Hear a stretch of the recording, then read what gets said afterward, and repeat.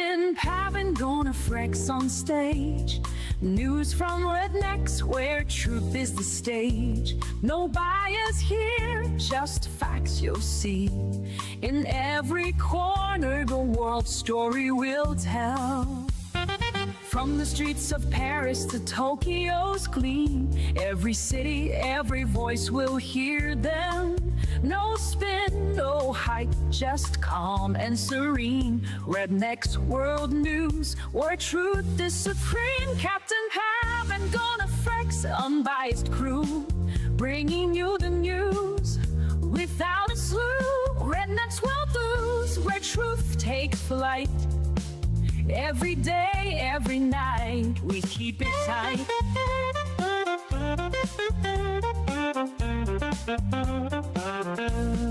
Through the chaos, through the calm, we stand.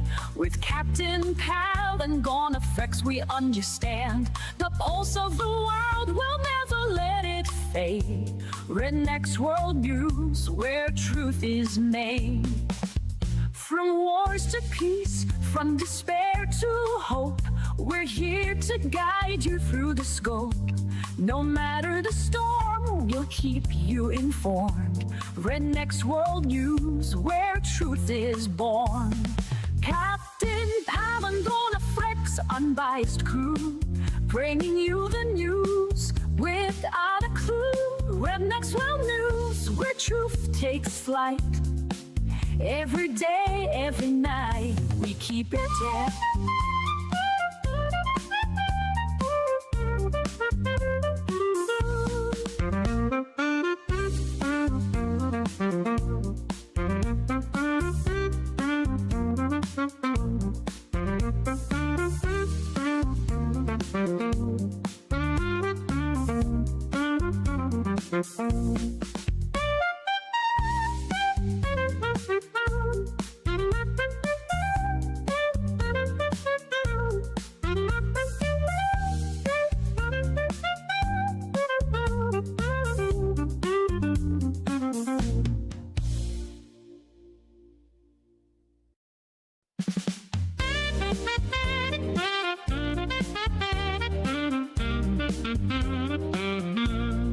Captain Pav and GONxFREAKS on stage. News from RedNex, where truth is the stage. No bias here, just facts you'll see. In every corner, the world's story will tell. From the streets of Paris to Tokyo's gleam, every city, every voice will hear them. No spin, no hype, just calm and serene. RedNex World News, where truth is supreme. Captain Pav and GONxFREAKS, unbiased crew, bringing you the news without a slew. RedNex World News, where truth takes flight. Every day, every night, we keep it tight.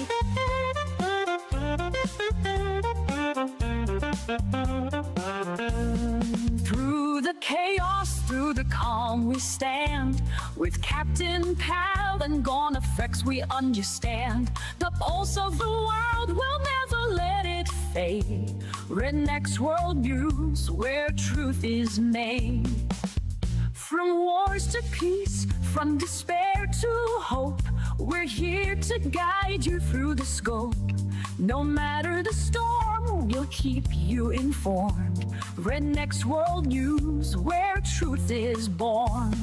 Captain Pav and GONxFREAKS, unbiased crew, bringing you the news without a clue.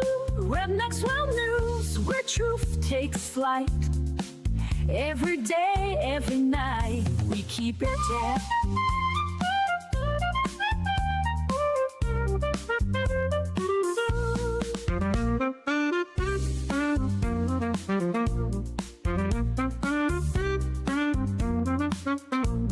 And I need to open the Twitches. Open up some Twitches and some YouTubers. Appreciate it. Welcome, everyone. Let's get this music out of here. Good morning. Happy Saturday to everybody out there. Why does I always have to do this code thing with Twitch? Yeah, they want to make sure we're extra secure. What's up, officer? I'm glad you could join us today. Sorry you missed us last week. But we have tons of news today and a lot of stuff about children's. So this is going to be quite the episode. Stay tuned, everybody. Buckle in. Hold on. We're going for a ride. All right. We're going to start here. I saw this article, the Gen Z stare. And it instantly spoke to me, let's say. I was like, holy crap, like there's the a name Bear for this? Stare? Is like kind of. It actually kind of is, but in a very different way, I suppose. This is a news station. Keep this in mind. KTLA, which sounds like they'd be California, but I don't know where they're at. Let's find out what they have to say. They did a whole freaking skit on this. The Gen Z stare. Maybe you've experienced it. Andy is here to explain. Yeah, the trend is recreating this sort of as a sketch. How old is this guy? How old? It looks like he could be a baby or an old man. It's a good question. Anybody, we need a poll. How old is this gentleman who's about to tell us about the Gen Z scare? I think he's in his 20s, early 20s. No, I mean, I could go literally, if you said 20, 30, 40, 50, I would believe literally all of it. It's a thing that happens in real life called the Gen Z stare. Because look, it's got gray. Like, I mean, I have gray, but this is like really kind of. And is he like wearing makeup or something to make him look younger? I don't know. Describes a phenomenon oftentimes in dealing with customers, small talk or answering innocuous questions where Gen Zers appear to be stuck in a catatonic state. Take a look. Answering basic ass questions or small talk, and it just sends them into the off switch gets pulled, and they just they reboot. Triggers Gen Z. That actually makes a small amount of sense. I have a family member who's Gen Z who I interact with frequently, and she just tunes me out. Mm-hmm. Like if anything I'm saying to her is longer than, say, 15 seconds, she just tunes me out. Bro. Just like that. Bro, yes, the Control Alt Nose in Delete. the phone. It's just, yep. It's so like fucking rude. On top of it, it's like they just like disconnect and like wander into like another for world. 25 minutes, apparently completely to myself. Okay, thanks. I could have been listening to music or something, but no. I could have been doing anything. But this is the point. It's not even like, oh, you asked them to like solve calculus. It's like, hey, it's like, hey, how you doing? What's going like on anything. today? Like, do you need the car today? Do you need anything from the store? Anything? And it's just bloop, blank. The fuck? What's Gen Z? It's the children's. The children's are Gen Z. Oh my god. Hey, welcome to the Newsroom Cafe. What can I get you started with? Maybe a drink? Do you need more time? And he does it so good. This is like perfect. I need to watch this again. What the hell? Hey, what can I get you started with? You're right. He does look older now that Maybe a I drink? see the other side of his head. I And think it's those like are this is- highlights. More time? I don't think that's natural. Like highlights to gray though? Like really? Yeah, like he's trying to look older. Like That's a what Gavin I'm Newsom saying. kind But of listen older. to what he's about to say. Listen to what he's about. But he doesn't look old at all. If you took his hair away, he looks You think really that's young. a Gen Z thing? Well, to me it reminded me kind of like the Valley Girls in the 80s. Yeah. When you would approach people and they just didn't want to talk to you and you just get the death stare. But it does work both ways because I thought it was the person doing the service. Great question. So there's a lot of debate on what is actually going on here. Many saying that the Gen Z stare is what we showed you there. It's their inability to respond to small talk, to normal questions, to sort of just look at you like you're crazy. But Gen Zers are triggered. They say It's exactly correct. Like these are all exactly. It's just blank. It's just the fade out It's to like this sort of combination between I don't care and this sort of condescending look. That's like And you're an idiot. it's a confusion, It's like, what? condescension. It's like it's all of it. It's all just crazy. Yeah, I've seen it before. I'm telling you, it is their language. It's like hot on the bottom. huh? Person It's doing Yeah, that. exactly. It's hot on the bottom. There's a lot of debate. Let's on just what look is at you. actually going on here. Many saying that the Gen Z stare is what we showed you there. It's their inability to respond to small talk, to normal questions, to sort of just look at you like you're crazy. But Gen Zers are triggered. They say when you see them do this, it's them trying to deal with you. They're triggered and they're trying to deal with you. What? I think they're just really not very good at social interaction that doesn't involve being on their phone. Like they need that buffer, that digital buffer, in order to actually have a conversation with another human being. They're trying weird, to cope in my opinion, with but- us. They're trying to cope with us because what? We're like too. I don't understand. Well, you can't interact with a person. It's like that's taboo nowadays. Welcome in, Hunter Rose. Girl, glad to see you. Thanks for joining us. I don't know, man. This was like so spot on. I was like, am I the only one that like sees this? And it's like, oh my God. Yeah, it's asking what they want to drink is too complicated. It's like they have to run it through Chat GPT quick. Chat, what would I like to drink today? Jesus God, man. From an older generation who might be struggling with technology or current trends. Struggling with technology or current trends. Okay, excuse me, are you in line for the tacos? And then you get a blank ass fucking stare like, excuse me. It's crazy. So if you're, for instance, at a grocery store, right? And they're saying, Mark, you have to hold your card on, you have to tap your card. Yeah. You're trying to stick it into we just tap now. So that's when you get the and Gen then they Z just stare at you like, Yeah. tell me Frankly, I'd rather have a Gen Z stare than an okay boomer. yeah. Well, a lot That's of people, worse, a lot you of know? people are blaming the awkward social interactions on everything from phones to the pandemic. So he's self-identifying as a boomer here in a second, which puts him into an even older bucket than I was putting him in. This is notable, though, because it is straight sent Gen Zers. Finally, they are on the back foot for something that they do. They're usually the ones categorizing our behavior as cringe, making fun of what we do. Yeah. Doesn't feel good to be generalized and laughed at, does it, kids? Right on, brother. Like, what the fuck? He's on Team Boomer. How fucking old is this guy? Holy crap, I don't get it. But yes, this stare is just like... And frankly, I don't, like, do they do it to each other? I mean, I guess I should, like, observe them in the wild. That's at a some good point. question, but I think it's reserved for older folks. And frankly, older folks just doesn't seem like a 'Cause very they good don't- qualifier. It's like older as, like, how much older? Like 10 plus, I think. 10 plus years older is my guess. Because they consider anyone 10 years or older to be old, as I've noticed. Yeah. Yeah, I could see that. And there's old, and then there's really old. Oh yeah, then yeah, anyone, yeah. I feel like we're in the borderline really old to We're in the those middle. little kids. Yeah, we're in the middle of that. Damn it! Old is like 30. Really old Fucking is like kids, 60 32. plus.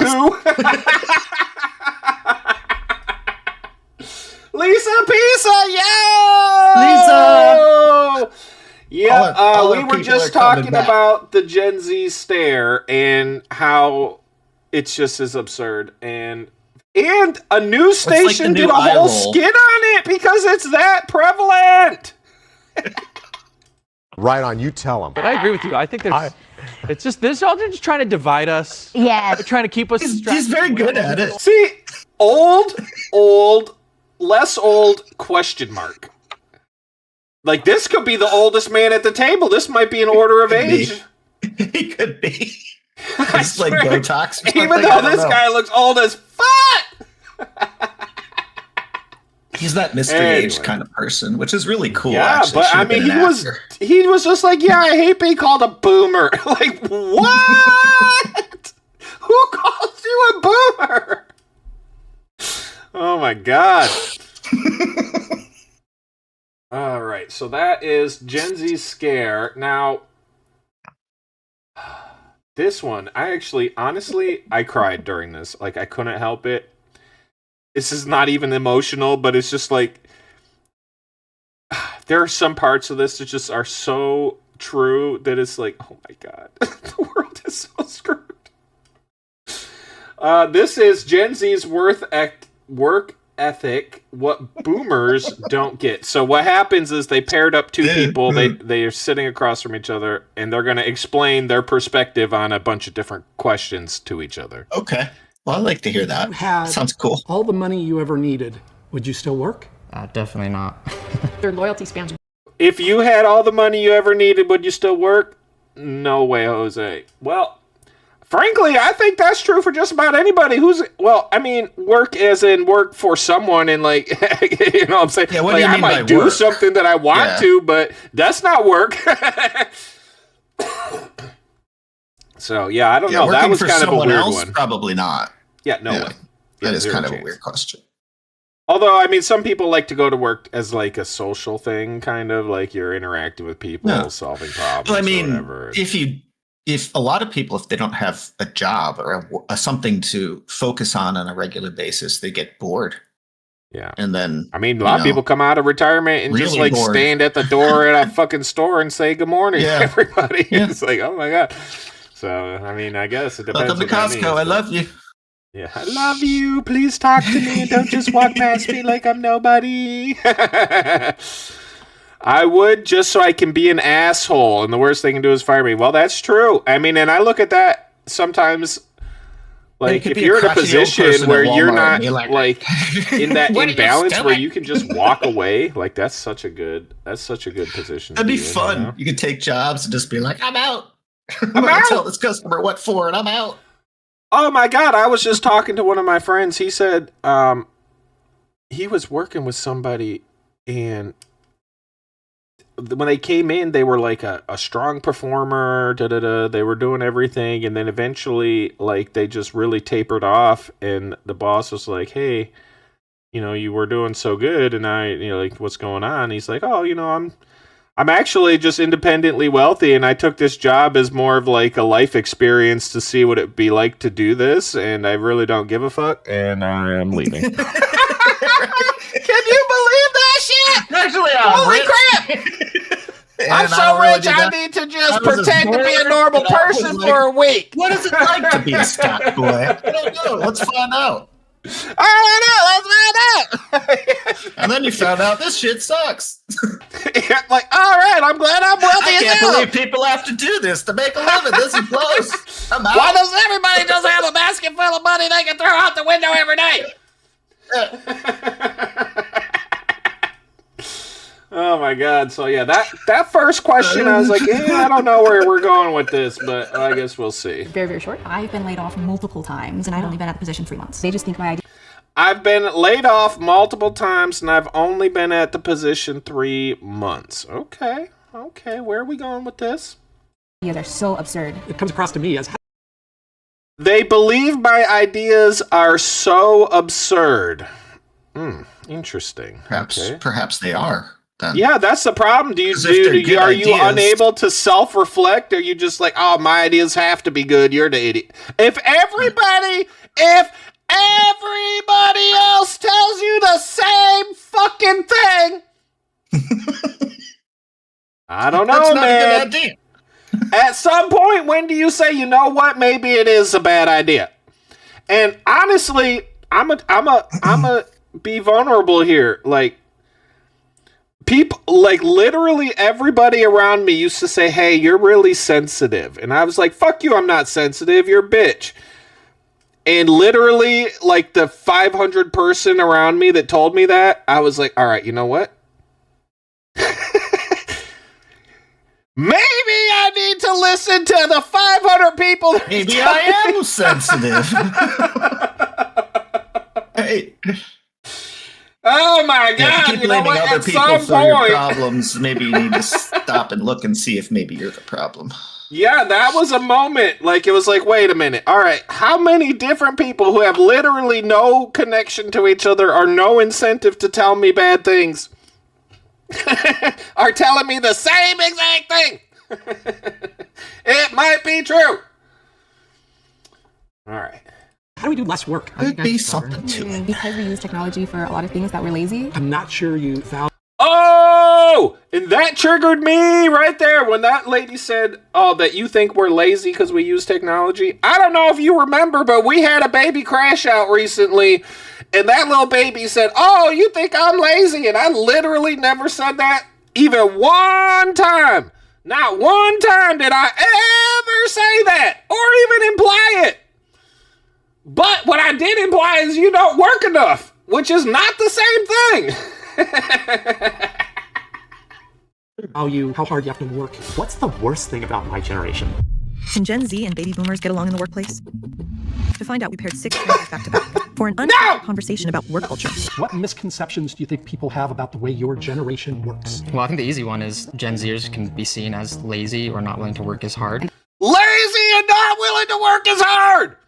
If everybody tells you the same fucking thing, it's probably fucking true! God. That technology is doing all the work for us, which I don't think is the case. Kind of like a... Technology is doing all the work for you because you can't use your brain. You just type it in there, and then you don't even look at it. I was using ChatGPT the other day, and then it ran out of memory or whatever, and I was like, okay, fuck you, we pay for Grok, so I was like, let me try Grok. Dude, I asked it, I mean, it's a slightly complicated problem, but it is a math problem. Like, how do I tax efficiently roll over my my IRA into tax-free money and whatever? And it told me boldly and truthfully, and it was like, this is how you do it. And I was like, no! This is fucking wrong, you idiot! And I was like, Grok, this is wrong! What are you doing? And we went back and forth 8 times, and we finally got to a decent answer. And I was like, Grok, how?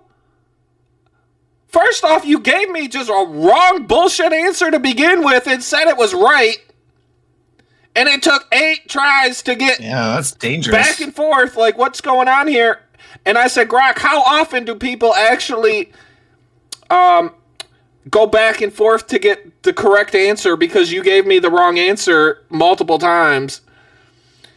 And he was like, oh, about 1 to 3%. I was like, what? Wow. So wait a minute. So most people would just accept the first or second bad answer you gave them and just they're going to be happy with it? Yeah. Grok, what the fuck? And then I was like, Grok, based on my interaction with how I used you today, can you guess how old I am? Only the interaction, not the content, like, because it thought I was really old because I was doing retirement planning. I was like, not the topic, but just how I'm using you today. And it guessed my age exactly. Exactly. Like to the year? Yeah, and it was like, wow. This is why. It was like, because how you use the technology and the kind of questions that you're asking know about me. This kind of stuff, and if you were and younger like than that, you wouldn't know anything about this exactly. Kind of It was like, he's like, children's don't, they ask questions like, what's 2 plus 2? It literally said, it asked questions like 2 plus 2. It literally said that. So they're asking AI for answers that they can get themselves from a simple calculator. Not even, where's your brain? Where's your brain? I mean, not less their own brain. I mean, yeah, I'm just saying, you know. Oh my God! Like, renting a backhoe to, pot a single fern. Right? It's literally like, kind of overkill. It's like, holy crap, pointless. Man.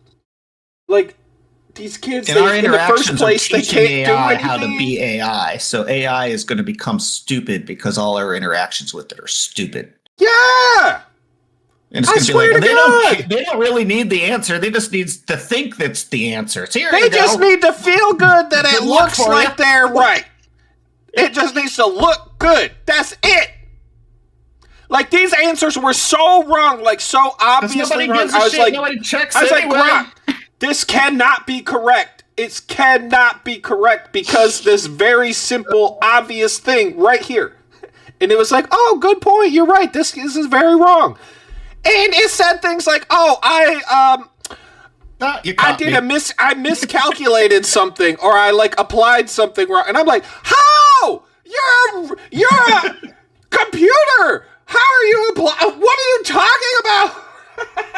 And I'd be like, oh, I'm sorry. I like whatever. I'm like, what? I thought I was being tested. I'm like, Grok, are you testing me right now? It was the craziest thing ever. Maybe Grok thought you were Medieval. AI. Maybe Grok thought you were an AI. He's trying to call you out. Yeah, he's like, wait, are you the AI? I'm like, no, Wait, don't you mind? These questions Don't you unless it's another inception AI. me? Nobody questions my answers unless it's ChatGPT.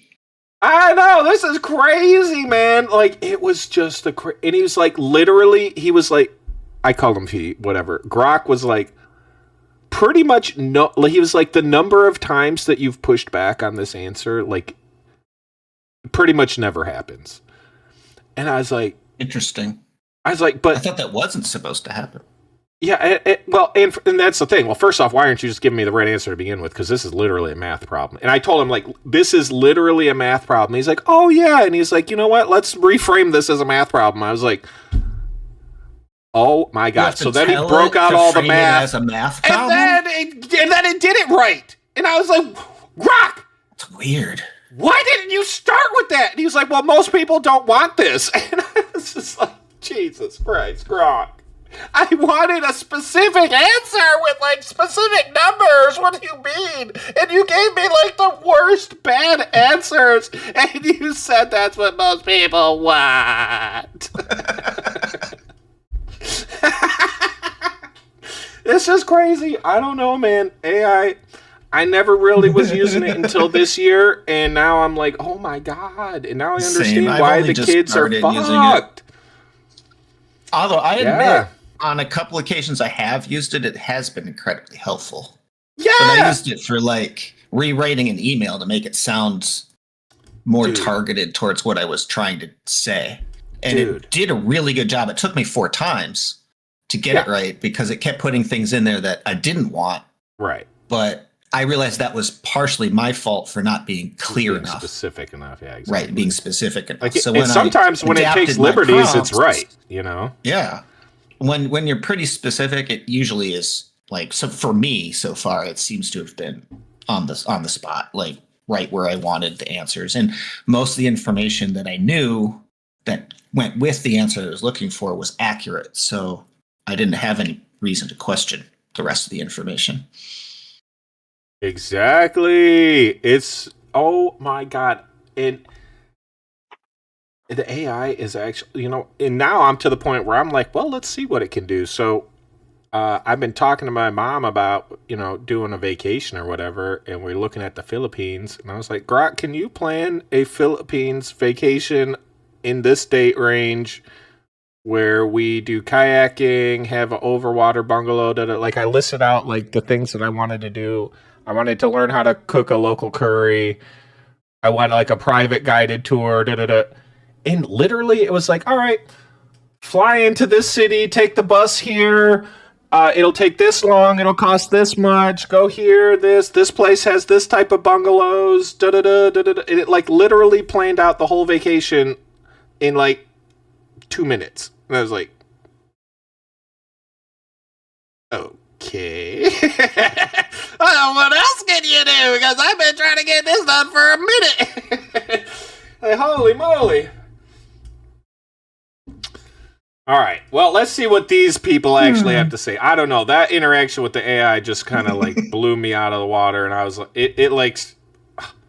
I was up all night, like, doing all kind of stuff with Grok and hanging out and asking him all kind of questions. I feel like I'm getting the sickness. I have, like, a new best friend in there.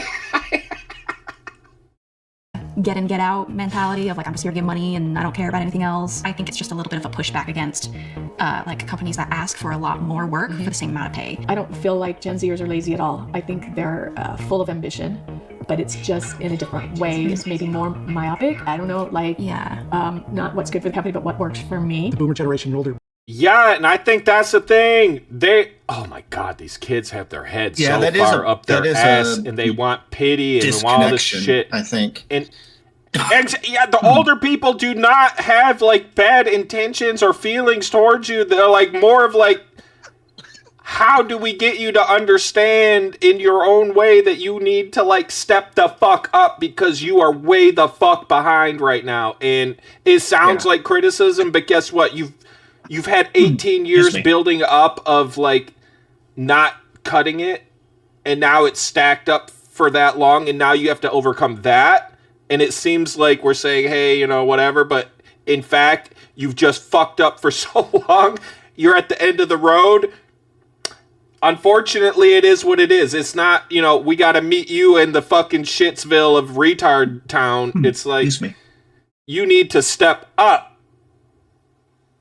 It's very different. It's extremely different. And everyone believes that you can. It's just you yourselves actually you don't, number one. And I would say pay attention to this guy with the curly hair. You'll see in his eyes, like, constantly, just like literally anything, even slightly critical or it just like, almost like he was going to break out in tears or something.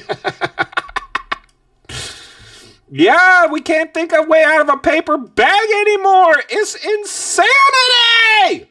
Yes, too much catering, too much bullshit of, these kids, we'll just do everything. It doesn't. Because our parents were kind of, I think, the good blend. It might have been a little too much in some cases for some people, especially with school, but I think it was pretty decent. And now it went to like, we'll do everything for the kids forever, and now they can't do anything, and they think they are the hottest shit in the world, and they are just so fucking smart, and it's like, you are literally the dumbest people I've ever met in my fucking life, and you think you're geniuses. It is insanity. People tended to place more emphasis on work and position and promotions and those kinds of things. I think the work-life balance is a little different now.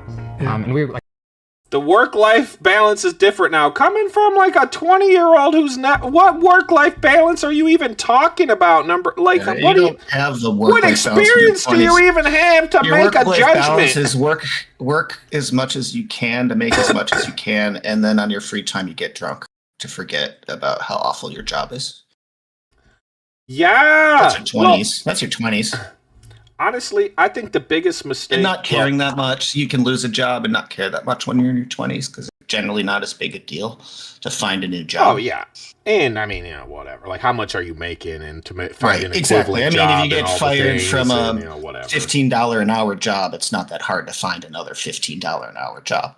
If you get fired from a, $75,000 a year job, that might be a little harder to then get another one, but especially if you're fired, and especially for like especially if you're fired or it's because of job performance, then you're kind of in a tough position. But yeah, that's the problem. These people will be taking care of us, like Bobby's saying, and we are self-motivated to making sure that they're not completely retarded. And when we need them, they just give us the fucking Gen Z stare and we die because they can't fucking walk over and hand us a glass of water or something because we asked them a question that wasn't through a screen or something. It's like, Jesus God, man.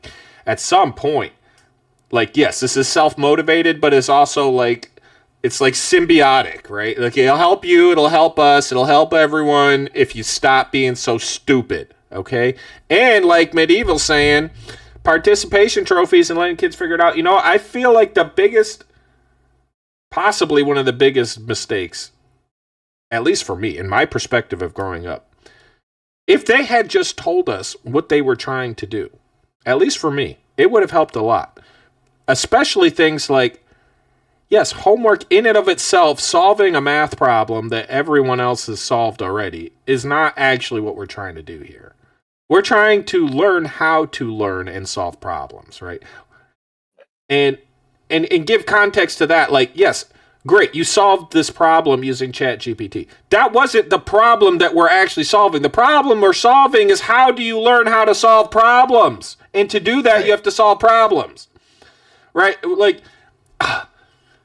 this is they cannot fucking put it together that if I ask you to do a task and you just run it into ChatGPT and give me the output, I could have done that.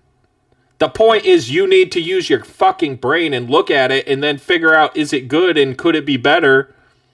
And actually do something! Critical thinking is at an all-time low. It's true. And the problem is when you just type shit into ChatGPT, you don't necessarily get the right answer. You don't get the right answer, and you don't exercise your brain, which is a muscle, and it just rots in there. Yeah. If you actually had to think about, even if it was think about how you would solve this, and then you can use the AI to help or something, anything. Engage the neurons in a general area of, okay, when I ask ChatGPT the answer, this should kind of be the answer I'm looking for, and if it isn't, then something's off. And how to take that and refine it and all that. Anything. Right. Exactly. Is there something wrong with it? Like, don't just hand me the output. I literally could do that just as easy. You think I can't? Are they like the interface between the AI and the human? Like, because I'm so computer illiterate, I don't know how to type in a question to a prompt and hit enter. Like, are you thinking I'm that stupid? That I have to tell you and then you give me a blank stare because you're too stupid to understand what I'm saying? How does this make sense? Like, growing up, we were able to see that in our parents and grandparents and just how much they worked and how much stress that they were under. And I think a lot of us just don't want. We saw how much stress our parents and grandparents were under, and we just don't want it. It's called living in life, and, you know, if you don't participate, then usually you die from starvation. Yeah, this is crazy. Exactly. It's like, oh, exactly. We just don't want it. Okay, then what's the alternative? Oh, you just want everyone who's had all that stress their whole life to take care of you then? Yep. Is that it? Live with grandma. You just don't want it, so what? That's why the stare comes out. You just shut down. It's like, oh, don't want this. Beep, boop, beep, boop. Ha! What? Intellect has diminished. It's insanity. I have a 15-year-old, and I make him think it is a struggle. It is like paddling upstream with a popsicle stick. I agree. It is insanity. I will say that I was often hit by my parents, and although I don't condone violence, I did learn not to like stick my hand in a fire and things like that as a result. So, and I think often is just relative. Saying, like maybe a good smack once in a while. Yeah, a good smack once in a while. Do something dumb. I mean, at the end of the day, this is primal shit. You know, like, okay, this is going to cause you harm. Face, like, you know, smack him on the butt. Yeah, just and not that like you're not beating the crap out of them. You just say, hey, that's you don't want to. Let's deterrent. It's like maybe you shouldn't do that. Yes. Okay. It's negative reinforcement, which is just as valid as positive reinforcement. You have to use both. You can't just use one. That's it's hard to positively reinforce a deterrent, especially to a child.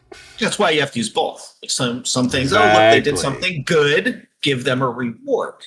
They did something really stupid that could have resulted in them decapitating themselves. Smack them on the butt.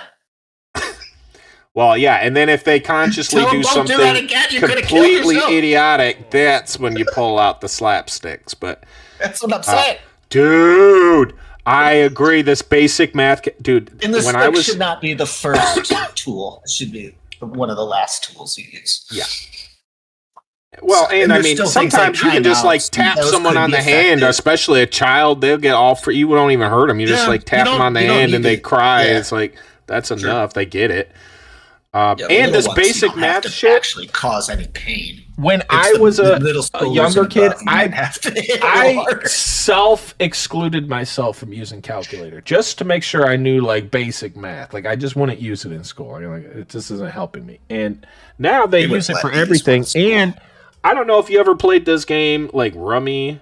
Like there's a bunch of different variations of Rummy, but it's like cards in a row, like 3, 4, 5 of hearts is a run, or you get like 5, 5, 5, and it'd be like diamonds, spades, and clubs. That's like a thing, whatever. Anyway, we're playing the game, and to start, you have to have 30 points. So you need like 10, 11, 12, or something that adds up to 30. 10, 11, 12. And we have to double check. Is that at least 30? 10, 11, and 12.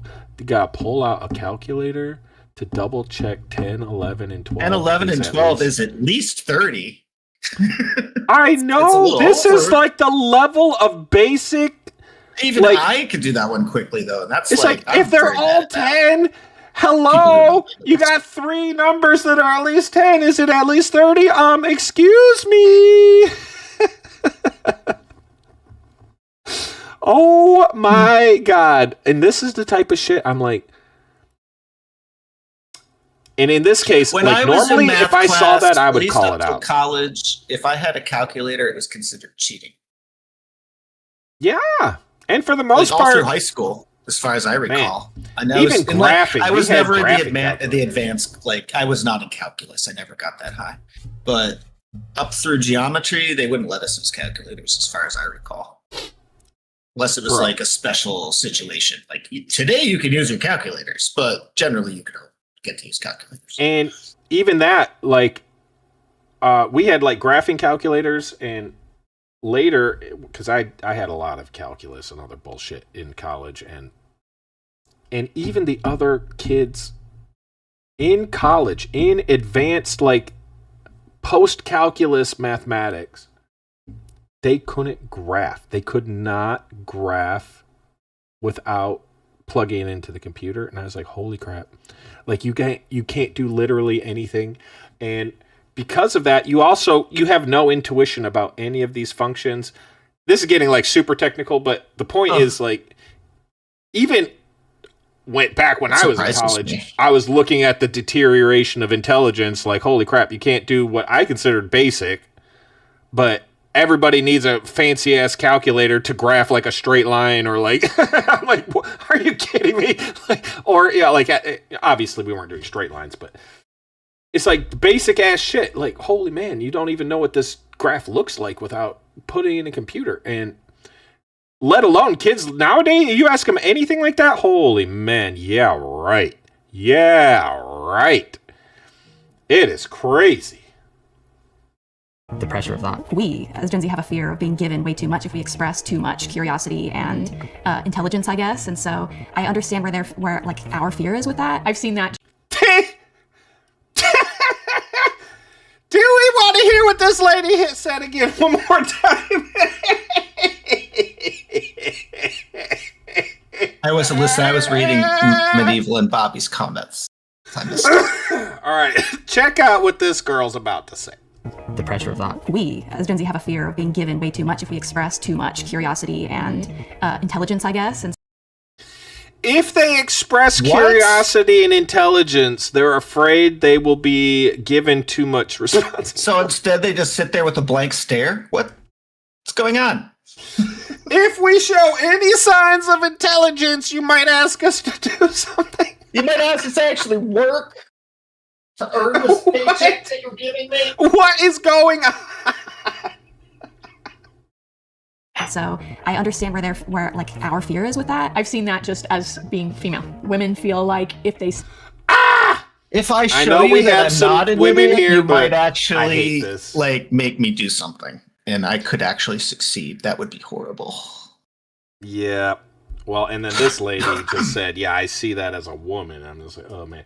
I worked with a lady who everything was always, because I'm a woman, because it was constantly every single thing, every day, because I'm a woman, no, blah, blah. She has a big violin collection. I'm like, there might be I don't know, maybe there is some of that, but like I don't see it. Like obviously I'm not a woman and I don't think I treat women like that, but it was like of course it's like this, and of course it's like this. And I was like, oh my god, what are you talking about? Uh-oh, Bobby got a redacted message. Yeah, well, protractor? Yeah, right. There's no way they would know what that is. That's like an abacus nowadays. Stupid victim complex. Yep. Oh my Someday god! I would like to we learn need how a to use a slide victim! We rule. need a scapegoat, and of course it's trans people! Everyone needs a scapegoat! Or is it everyone wants a scapegoat? Now I can't remember. What she said. Oh, he retracted his own message, Bobby. Interesting. You don't want people to know this about you, I see. I'll keep it our secret. Retracted? I can still see the message, by the way. I know your dirty secret, Bobby. Say no. Message retracted. So they say yes until they have way too much. And now she's saying women feel like they can only say yes, otherwise they'll lose all respect in their career, and then they end up with too much work and they can't handle it. I really struggle sometimes when women have this view of the workplace, especially nowadays. Like maybe, I don't know, maybe tiring. I just find it exhausting. See, I've never seen this kind of stuff, and I've had a lot of women bosses. And they were all, well, most of them were not very good at their jobs, in my opinion. And they wasted a lot of time on meetings and things like that. Like, a lot of meetings. Like, why do you need so many meetings? I don't know. I mean, it's the whole man brain versus lady brain, I think. That's just I guess. Yeah, I guess. They're more of like the community, everyone on the same page. Just dudes for just like get our job done. Like just get it done. Well, apparently Lisa Pisa has no problem just saying big F you. Yeah, Bobby. Oh, he had to come clean. It's refreshing when the younger generation shows intelligence. I completely fucking agree. It's at this point, it's all downright shocking. Yes. I mean, honestly, when I see it, it like gives me hope again that there's like a future. Honestly, I don't think there's a future. And I'm at this point, I'm like, how do I cash out and just than they let out on? I think more of them. I think so.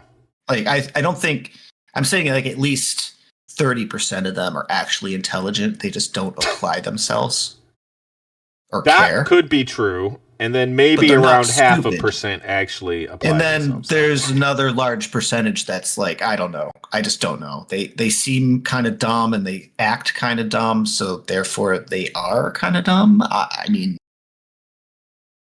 you know. I see some people popping in and out on Twitch. Feel free to say, hey, we'd love to chat with y'all today, or feel free to lurk. That is perfectly fine. Or they're just using excuses so they don't have to work. Which I think technically makes them lazy. So but they don't like being called lazy because they're not. But they don't do any work, so it's like, well, you know, it sounds like a duck and it looks like a duck. Oh, Bobby's got a theory here. He's thinking if within their own generation, if they show intelligence, they will be like. There's a thought. Yep.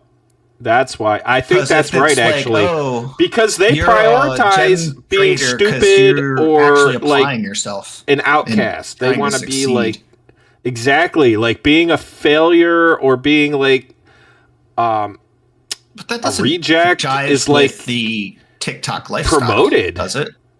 That's true too. You know what? Because the TikTok, it's all it doesn't make any sense. I can't put it together. Having all every this time money. I think we're getting somewhere, it just money just breaks down. Trees comes from somewhere. That's true. At some point, I see somebody's got to dig that stuff out of the ground. So they all promote each other being worthless, but at the same time they watch and kind of idolize TikTokers being like, I would say happy and normal to the most part, although I do see idiots on TikTok too, obviously, but Really? I don't go on TikTok very often. So I gotta admit, I'm not on there too often. But that was not my impression of TikTok at all, to be honest. we suffer from the affliction of logic in this group. You know what? This could be, I think we just have could to try to accept fix that. tangential statements.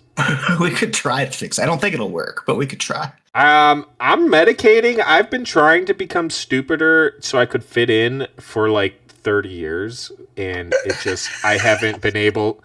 These kids are so good at being stupid, I cannot catch up. I can't keep up.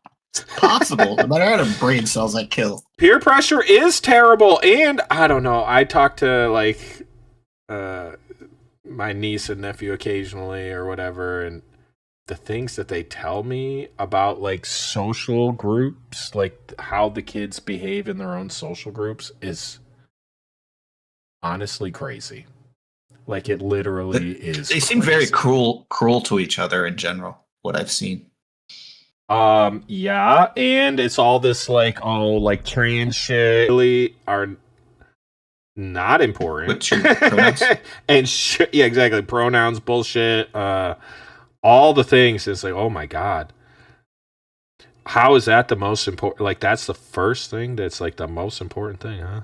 Interesting. I don't know. Yeah, I mean they've always been cruel, but this I think is like a sedition almost. On their plate. Sedition. It's very important to learn when to pull back. Probably nothing drives the boomer more crazy than when a younger person grabs the mouse or grabs their phone and says, let me do this for you. Someone said to me, no one would expect you to know Excel as well as you do because of your age and your gender. Really? Is it to your face? Yeah, but it was just in fun. Gen Zers might. See, Excel? Did you see in this lady, and that's what I'm saying. If I would say of all the generations that and Gen X would know Excel the best, because we've had it for our entire lifespans. And we're comfortable with technology. Yeah, like and we use it older people professionally. just don't, like in jobs, for some reason, they just can't use Excel and computers Word. Right. I mean, my job is using computers in a way, so yeah, exactly.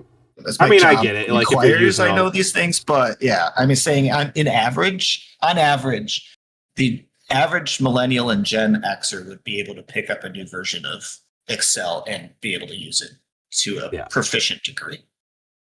Maybe not an expert degree, because they probably never learned it expert in the first place. But yeah, well, I mean, unless you're a professional, unless you needed, unless you needed to, right? It's but usually, I think what I was trying to key in on here, though, is this lady recognized and could find humor in the statement and could even joke along with the person in some way, because she even said they were kind of saying it as like in fun, like as a surprise, like a genuine surprise, like, oh, I'm surprised, like, and that it's nothing wrong with that. And but she instantly went like, oh my god, like someone said that to you, like, do you see the difference? Why this is a problem, and this person probably has a much more well-adjusted life than this person will ever fucking have?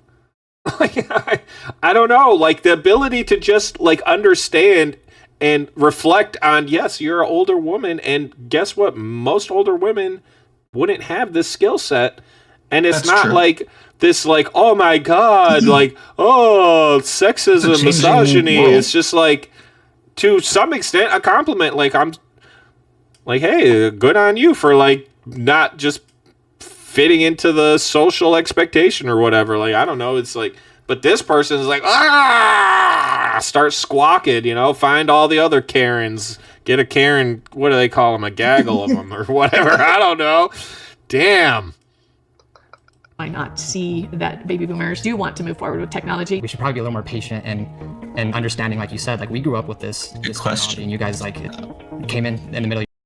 And they don't even use technology that good, to be honest. Like, I use technology better than most of these kids, I think, and I don't even think I'm that good at it. And I have a technical like career. Like, I'm very technical in general, but I don't use that much technology, honestly.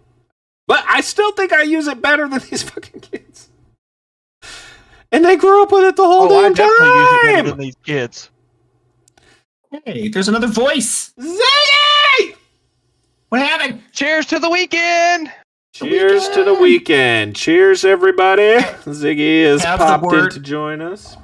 Pav, the word you were looking for was clutch. A clutch of Karens. Yes. Oh. So a group of chickens is commonly called a flock, but can also be referred to as a clutch or peep. But clutch sounds better. a clutch of Karens. It does. All right, the Karen clutch. Yeah. They come squawking and just blah! That was from AI, by the way. That answer came from AI. Oh, see, the AI knows. It was ChatGPT, but you know, it was the base AI. Do you believe loyalty exists in the corporate? Basic.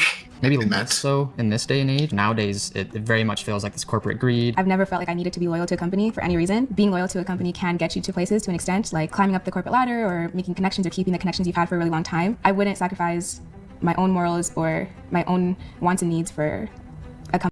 That is a huge difference between those two generations. That's what I'm saying. That's what I'm saying. I'm glad I you would side picked up with on Gen Z that. on that, actually, because I rarely have been rewarded for being loyal to my employer. And in fact, I can't think of a time where I was. So other than showing up for work and doing my job to get my paycheck, there really isn't a good reason to go above and beyond unless you happen to work for an employer that actually recognizes that. And in my opinion, that's incredibly rare these days. Most employers just don't care. Yeah, they're very few and far between. You have to work for a real family company, not a company that says, oh, we're a family, because they all say that crap. It's really unusual. Whereas back in the day, like the boomers' day, that was the norm, was to work for a company that wanted you to do well so that they could promote you from within. And then there was things like pensions and profit sharing involved, right? So there was a reward system for it. It's not just the title and nothing else, because that's kind of what it is now. It's like, oh, we're not going to raise your pay, but we're going to give you a new title and we're giving you more because you're so good at your job. And I think that's where Gen Z is coming from now. And I completely understand that. I really do. So it's not just them, in my opinion.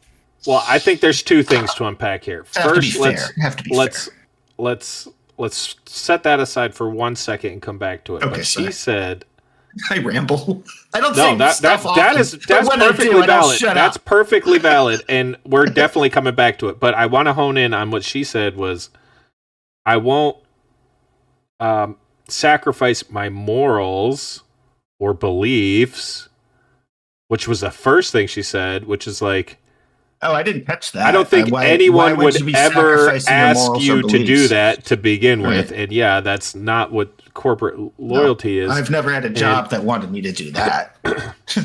Or even came close to asking me to do something like that. I think, because I've been on both sides of the fence, right? Like I've worked for people and I own a company, so I kind of know what it feels like to be on both sides. Your perspective is a little different. Yep. And I think that perspective allows me to make sure that my company behaves in a way that is aligned correctly. And some of it is like, there's give and take. And like, oh, absolutely. And there's good business and bad business. Good business is like Buc-ee's, right? I was talking to someone about that. Like apparently the guy who started Buc-ee's, who owns Buc-ee's, which is people know what Buc-ee's is.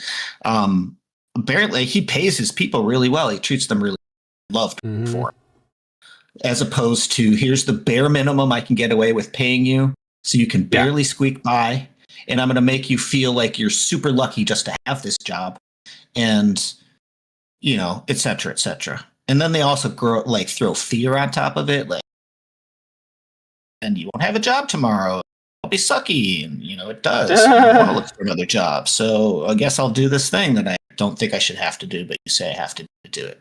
And that's what Gen Z is like choosing to do. Like they won't, like if their job description doesn't say this thing, they're not going to do that thing.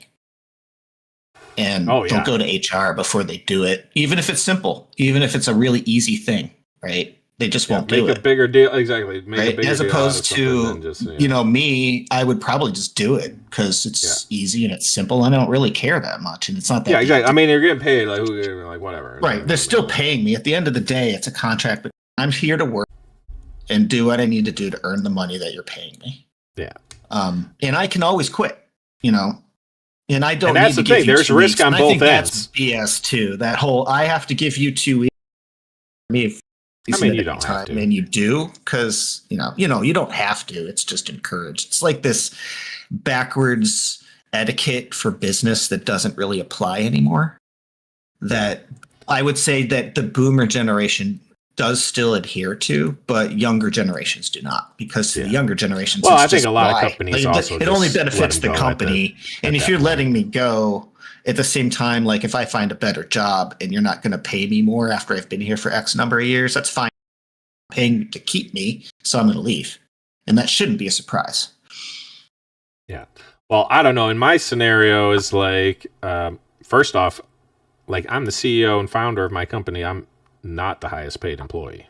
Like I do not make the most amount of money in my company, which drives me crazy sometimes. But it's like, exactly. It's like I'm also, I wouldn't say a startup anymore, but like cash flow is cash flow, and where the money is, like I have to spend what I have to spend, and whatever's left, that's what's for me. And you know, I can't. It is what it is, and I'm vested in my employees because, you know, if they need a vacation, they get, like, it doesn't matter. Like we just had someone, they had a vacation, and we had a customer pop in, like a big customer, like one of the biggest companies in the country, and was like, our guy is not here this week. Like I could have been like, yo, like hey, like you know, it would be, can you move your vacation, or like, you know, you can't have this time off, or like whatever, this or that, or like, no, you can't fuck with people's. Yeah, it's like, exactly, people are tough. people, but and when people need a day, if they need the day off because they're not feeling good, take the day off. Yeah. And to me, it's like, just balance it. If you're not feeling good now, work later. Like, it doesn't matter to me. As long as you are being truthful and honest and can feel good that you're not cheating me, then I will feel good and be honest and say, fine, I won't cheat you. And we can work together perfectly fine. But I will also say it is very easy as an employee to get into insurmountable debt to your employer if you go that route. Like, taking days off is hard to recover from, because like one day off, it's not like it's hard to work 2 in 1, and then especially in a row. So if you had a week off, well, how do you make that? Depends on your job. It depends on your job. Yeah. If you're project oriented, then yes, then that's harder because your work stacks up. Yeah. So I don't know. If you're service oriented, then it's like, somebody else. But I just thought it was interesting. She went right to like right to beliefs and like morals and stuff. It's like, no company is going to ask you to, like, well, that's not true, but I see this kind of shit with like time cards and like whatever. Most companies like, know it's not worth it. Like most companies just like, it's not worth that trouble because that's getting into law stuff, and I don't want legal problems, and you know, they're just going to not hire you. It's not going to be an issue. Yeah. When I worked at a big company in the city, one of the things that we were trained on was this kind of shit, like things that could get us into lawsuits or whatever, and like how to, you know, and specific examples of this is what someone did before that ended very badly for the company, so don't do that, right? Right. Companies, maybe employees are now just an expendable resource to some of these bigger corporations. I go back to my earlier careers, and you really felt safe all the time. And as time moved forward through the 90s and the that's what he was talking about. That started to happen. It felt more and more like it was the corporations were less loyal, therefore we will be less loyal. I feel like Gen Z feels that so hard. I've been laid off multiple times, and I've only been at the position 3 months. It's that Gen Z worry of being exploited or cut off with no notice that it's like, I don't want to put my everything into it. I have felt in the past. Exploited or cut off with no notice, so I'm not going to put my everything into it. And so, I don't know, all of the things this woman is saying, does she not realize that she's not committed to the job, and she doesn't want to show intelligence, and she doesn't want to show curiosity because she doesn't want anybody to have thinks she can take responsibility. Why the fuck do you think you're getting fired again? Let me see. Yeah, there's also that attitude that you can't start out that way. I mean, you have to give your employer a chance and then learn, okay, they're worth putting the extra effort into. Or continue putting the extra effort into, because you have to start by putting in your best. And then after a while, you realize, oh no, they're bust my butt and I'm not going anywhere. So you're going to stop busting your butt, or you're going to find another job. All right. So the attitude is wrong. But I completely understand where they came from, and that's corporate America. That's all, or Western corporate. I don't know what it's like in Europe. People seem a lot happier there. Well, and they get a lot more time because if off. you hire someone there, you're responsible for them pretty much forever. Like if you fire them, it's like a really big deal. Employer-employee relationship. It feels like no, they don't. It's very one-sided. It's very one-sided for the employee. Which I didn't know that. Yeah, it's not. So no wonder they're so happy. It's hard to be a business owner. And you really take a lot of risk hiring people in other countries, which is partly why America does so good, because we have this flexibility. If it's not working out, we end it. Right. But a lot of the other countries have more of a socialist view. Oh, see, I didn't think about it like that. Yeah. Okay. Yeah. The problem with that, though, is that if you make it hard for the business owners, then you're going to de-incentivize people having businesses, which is where you get jobs from. So there's a problem there. There's a long-term problem there, but that's Europe's problem, not my problem. Yeah. Well, not today. Exactly. Not today, at least. And like Medieval's saying, like, exactly, it's a critical thinking. Like, you couldn't take one step. Like, if you just strung together that. And this is actually why that other guy crashed out, right? Because I kind of was highlighting, look, the last 5 messages you sent me, look at what you just sent me, and tell me what you think my response is going to be. And that just like broke his brain and he crashed out. But yeah, I don't know. It's... I think they just can't do it. Like, if they start self-evaluating, they come to like a bad spot, and it just like they're like, oh shit, and it just they're like, gotta avoid this. Like, don't think about it. Like, I don't know, man. Head in the sand. It's crazy. Past when I've had to give a name and have someone laid off, that I've been disloyal to that person. And it's painful. I think Gen Z looks at layoffs as a lot more of an evil. You know, why can't that company be loyal to these employees? And I think boomers look at layoffs as, we've got a business to run. If we're not solvent, if we don't get our expenses under control, we're not going to be. You have to see it from both sides. Yeah, and you have to make yourself valuable. It's not up to the employer to figure out something for you to do that they can pay you for. Like, if you don't have value and you're not bringing value and you're not bringing ideas and you're not generating work and cash and whatever, and you're about to hear what this guy's about to say, which is going to make me, I'm about to like lose my shit. You're going to start yelling again. Oh no. I am about to start yelling Everyone, again, so turn your volume down slightly. Job security is a hard and scary thing that a lot of people go through. Your job can now be taken over by AI. There's just no guarantee that your position is safe. I don't think people even have the opportunity to be loyal to a company if they even wanted to. Do you think your generation has it easier than mine? No. No, we're the ones that, walked uphill 10 miles in the snow to school. I think as far as career goes, I think that boomers had it a bit harder than Gen Zs. I think there was more demand on them, on their time. It was so much less flexible. I would argue that the job market is a little bit harder now. Like going to college, you're getting to. This guy, who's a little baby, is saying the job market is harder now. And there's no guarantees in life. Exactly. And that's what I'm saying. You can't hope the job just exists and the company just is... The point of the company paying you isn't just so that you have a job and they can pay you. It's literally so you can generate value. And what they have hired you to do, they believe will generate some value, but it is also your responsibility, believe it or not, to figure out how you can increase your own value to the company and then make the case for it. The woman that I hired to run one of our sales team. That's a good point. I poached her from another company because I had worked with her, and I was like, hey, how much would it take to poach you? And she threw out a huge ass number that I was not at all expecting. But you gotta stick up for yourself, number one, and you gotta prove your value. And especially if someone's coming to you, and if someone is coming to you saying, I noticed how good you are and I want to hire you, how much leverage you think you got to say, well, okay, but it'll cost you X, right? Because that person, I can see the value in you. That's called an opportunity. Yeah. And you have to make your opportunities. I'm so great. This dude wants to steal me away. That must mean he really wants to pay me to steal me away. So what can I get out of this? That's okay. That's capitalism. That's perfectly legit. That's how it's supposed to be.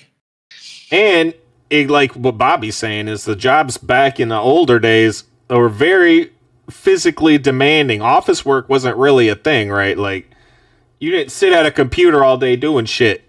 You're out fucking hammering nails into a railroad or fucking going door to door, climbing fucking telephone poles, putting up electrical, fucking pouring concrete, like there's a lot of hard labor jobs, not sitting around. I mean, communicating obviously with customers meant talking to them in person one way or another. Holy moly. Like, what are you talking about? The phone was reserved harder. for we already have a relationship and we just need to communicate real quick. But you would never start a relationship with a phone call back. No way. Yeah, exactly. It's bad business. How impersonal. Now it's all freaking text messages and emails. They may even give you a phone call. And if they do, we ignore it because it's probably spam. Yeah, it's normally spam, exactly. It's like the world has changed. The world is very changed. Yeah, and like Medieval saying, she left a job and a week later one of the clients tracked her down and hired her immediately. And that's the thing. Like when you work with people, believe it or not, and especially people in a higher up in like a C-suite or like owners of companies, whatever, they will, in their mind, they will flag every single person that they interact with that is extremely positive or good at what they're doing. I've gone to fast food restaurants and I've flagged people like if I ever opened a fast food chain, I would hire this person. Me too.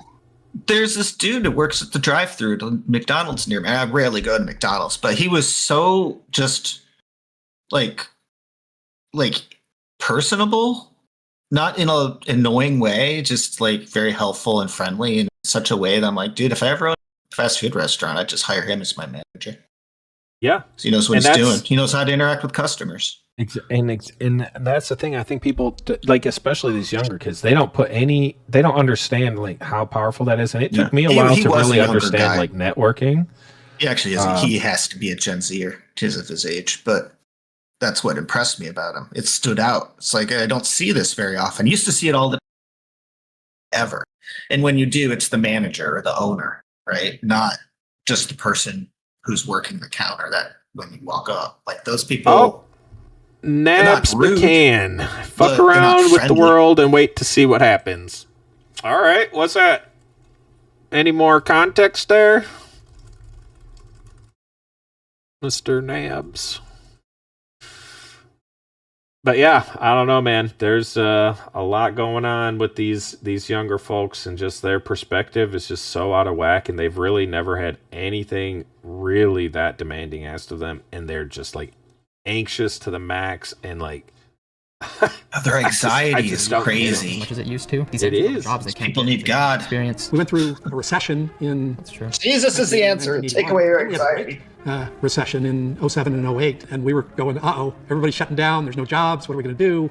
So I think every generation goes through these waves. Right now, I'd agree the job market's a bit rough. I do think people think that this generation has it easier because of all the advancements, but I don't think it's easier. There's like this pressure to make 6 figures by 22 and graduate in 4 years, and you have to do all these things while you're young, and I think that we're just always worried about not being. Well, that honestly is kind of a problem. If you're not making 6 figures like right out the gate, like you're gonna have to stay at home. The world's brutal, or you're gonna have to get married. You're gonna have to find a way to get to 100 because you can't afford anything. You literally you cannot afford anything, and especially you want a family. Pfft, yeah, right. I don't know. I really don't know how people do it. I see people like, married with kids making like nothing. I'm like, how the hell? How? Well, you don't really have anything other than what you need. I know. I'm just like, holy moly! Like, I mean, I can answer that for you. you eat meat on sale. You eat a lot of meat on sale. You get the sale slips. I mean, I eat sale meat. You look for sales when there's a sale. You fill your friggin' freezer with that stuff. You don't buy things on Amazon. You don't buy things in general. You never get Starbucks. You never drink because alcohol is expensive. You pretty much just do without these days. The problem is most people can't do without these days. Like they can't bring themselves to not spend their money. So we're all broke and in debt. Hey. Yep. I know, and the thing is, it's harder and harder to get out of it, and like the world is not getting any easier. No wonder everyone's so depressed. It's like, and anxious and all this stuff. But I mean, the problem isn't going away. To getting ahead, and then inflation kicks in, cooking at home, and then you start to get ahead, and then COVID happens, and then you start to get ahead, and then I mean, that wasn't in order, but these things. It's like, man. It's like, why do I even bother trying so hard? It's true, but what else can you do? That's the thing. These kids just check out. I feel like because you still got to pay your bills. Exactly, you still got to do it. You don't exactly. You got to do it. So you may as well do it and stop. Yeah. That's why I'm saying these kids are so screwed. You can't just turn off. That is not helping yourself. That's not helping anyone. And marriage could be an answer, except divorce is so expensive. So, is that an answer?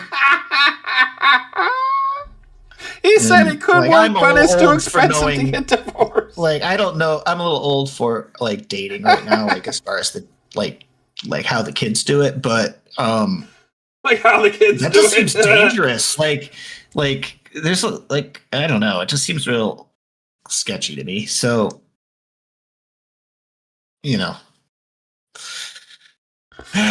nobody wants to marry a broke person. Oh, Not man, really. I had another one. I nixed who's in an mega article debt. that would have fit in here. Damn it! I should have left it. So it's hard. It is like it's hard enough just to find the person you want to marry, and then you don't have debt, or you don't have mega debt, and they have a job, and you have a job. Enough or not being on the right track. Do you think companies owe their employees anything beyond a paycheck? Hard. Yeah, a paycheck is great, but you're telling me I can't take a day off because I'm tired or I'm sick? Like, I think sometimes employers think that they own you and they forget that you're human. I just wish there was more of a work-life balance, and I think employers could aid to that by being a little bit. That can be true for some I jobs. think companies should prioritize and invest in their employees' mental health. I mean, I've heard of studies they've done in Europe where they did like a 4-day work week, and even though they had a whole extra day that they weren't working, their productivity Your statistically increased. employer is not responsible for your mental health. Period. It's just like it's like parents who blame the school for not raising their children. It's like, what are you talking about? You're their parents. You raise your children. The school educates your children. It's just, I know. It's all wrong. It's all wrong. Like, as an employer, you already have to insurance. You have to pay benefits so that people will actually work for you. I mean, you got to take care of your own mental health. I don't understand how an employer could even do that. It doesn't even make sense. Like, how? It's not even possible. Now you think they have to pay for like for you to go get therapy and stuff. I mean, that's covered under. But yeah, if that's how you want to spend your money, go spend it. It's still not their problem. They expect you to come to work and not be crazy. I think more of. To be fair, I'll try and decode what he's saying. What he's saying is, if he's having a bad day, he should be able to take the day off. Oh, just because. And get paid for it. And get paid for it. Well, of course. Okay. So if he's not feeling like working today, and more or less, this is what it boils down to. If mentally he's not feeling up to it, he should be able to just take the time off. I mean, I'm not in total disagreement. I mean, that's what PTO is for. Well, exactly. You're sick, you use a PTO day. If you have an appointment to your dentist, you can PTO day. You know, but like aunt's getting married, you can take a PTO to that day. point, though. Like my company has unlimited PTO. You can take as many days off as you want. But how does that work? Exactly, it's kind of a respect thing, and at the end of the day, you need to get done what you need to get done. And I don't care how you get it done or how much time you take off or whatever, as long as you're getting done what you get done. I want to work for you. Me too. I don't even get PTO. I think everyone who's listening to you right now wants to work for you. So, so should I hire us all? That's actually not an uncommon thing for startups. We're not technically probably a startup. Me? Still, I need to work for more. Well, I worked for a startup before, and they didn't do that. In fact, they didn't even pay us for OT, which is illegal. But they got away with it because of the same. I need my job, and I needed my $14 an hour at the time. So it's like, all right, well, I guess I got to do what I got to do. Yeah, but I'm saying medieval. I'm saying the new kids to do a bunch are just sitting around on mommy's credit card. Mandatory meetings at 1 o'clock in the morning. It's like, what the hell are you talking about? Mandatory meetings at 1 in the morning? Yeah. And to his apartment in person. It's like, what? Yeah. No. Like, what? I'm like, I'm not. I was like, you live like 2 hours away. Are you freaking kidding me? Yeah, that's a bit what? Much. But I mean, like, no, I refuse. This is the kind of respect, though. Like, I think some companies, how they handle time off and stuff is kind of ridiculous, and there needs to be more flexibility with using PTO. Like, if you need to you need to do something different today, something's not going right, whatever, you need to just step away. 99% of the time, the company's not going to just fall apart because you're away for it. Like, that's. It's whatever, you get over it. It's like if the company is hanging on by that much of a thread, you're probably due for just going out of business. I don't know what to tell you. Something else is going on too, if that's the problem. Yeah, and like Medieval's saying, I won't ask my team to do anything that I wouldn't do, so. also true. I have been a manager, and I would never ask someone to do something I wasn't and at the end, myself. Sometimes my team gets upset with me because like I'm very technical and I do things to like a perfection level that most people find maybe difficult, but I keep myself to the same. It's not like I run around doing things sloppy and like make everyone else do everything perfect. It's like I want what I'm expecting from myself, right? Which is excellence, and I want the same excellence from you, and I'm not gonna act like trash, and I don't want you to act like trash. So again, you're describing things that I've never encountered as a worker. Ooh, I've never had a personal jester. I'm gonna have to think about that, Bobby, but I don't know, you're making a decent amount of money, so I don't know how much you're looking for to be my jester, but 4-day work week, terrible idea. Working is a good thing, to think that, well, how do we taper it down? How do we do, it comes across to me as, how do we do less work? I don't think it's that good for society. If I can work a 4-day work week and get just as much done as I would in a 5-day work week. I would think you're a magician. If you get that done. Because that doesn't even I'm going to kind of play both sides on this, honestly. Again, depends on his job. But what does that mean? Because if you can do what you can do in 4 days, in 5, whatever, then that inherently means you're not using your 5th day, so therefore that's true. You could do more. So what are you talking about? More of what you're saying is maybe that, like, I had an argument with one of my bosses about this. I myself was generating as much work as 3 of my teammates, like more than they were doing. And I would leave a half hour early every day. It wasn't even a half hour early every day. I would leave when I was no longer being productive. Like, I would work, get a shitload done until I wasn't getting anything done anymore, and I would leave. And he called me in the office. He's like, hey, you got to be here from X till Y. And I'm like, I looked right at him. I said, you really need to think about that for a second. Because, like, we can play that game too, where I'm just sitting at the desk for 8 hours and I'll be as productive as these other 3 people that you're paying, and I'm fine with that too. But I'm pretty sure you don't want to go that direction because at the end of the day, it is give and take, and you got to understand your value, and you got to understand your value to the company, and even relative to other people. And I have no problem just calling it out. Like, either it is how I'm saying it or it's not, and you're going to fire me. Which is it? And guess what? I still had the job, so I don't know, man. Yeah, but a lot of companies, they don't like the management, that especially middle management. They Oh, don't exactly. really care Middle about management would not understand that at all. I probably No, get fired. that's a This lot was of talking problems directly people to the run into owner. is middle management. Yeah, middle management is retarded. Because middle management is really there to manage a spreadsheet. They're not there to manage people. They're there to manage a spreadsheet. It's the profit and loss. They're P&L spreadsheet. Those metrics is bidding what they're war. after. I'm down for that. It's very I'm down. important Lowest bidder wins. But yeah, I agree. It's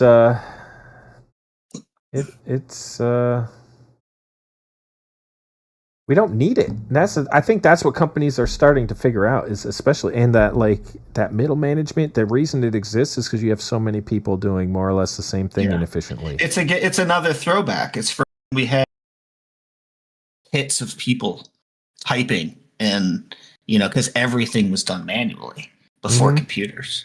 So you had middle managers to help direct things, which made sense. And then when you have lots of people, it inevitably them? happens.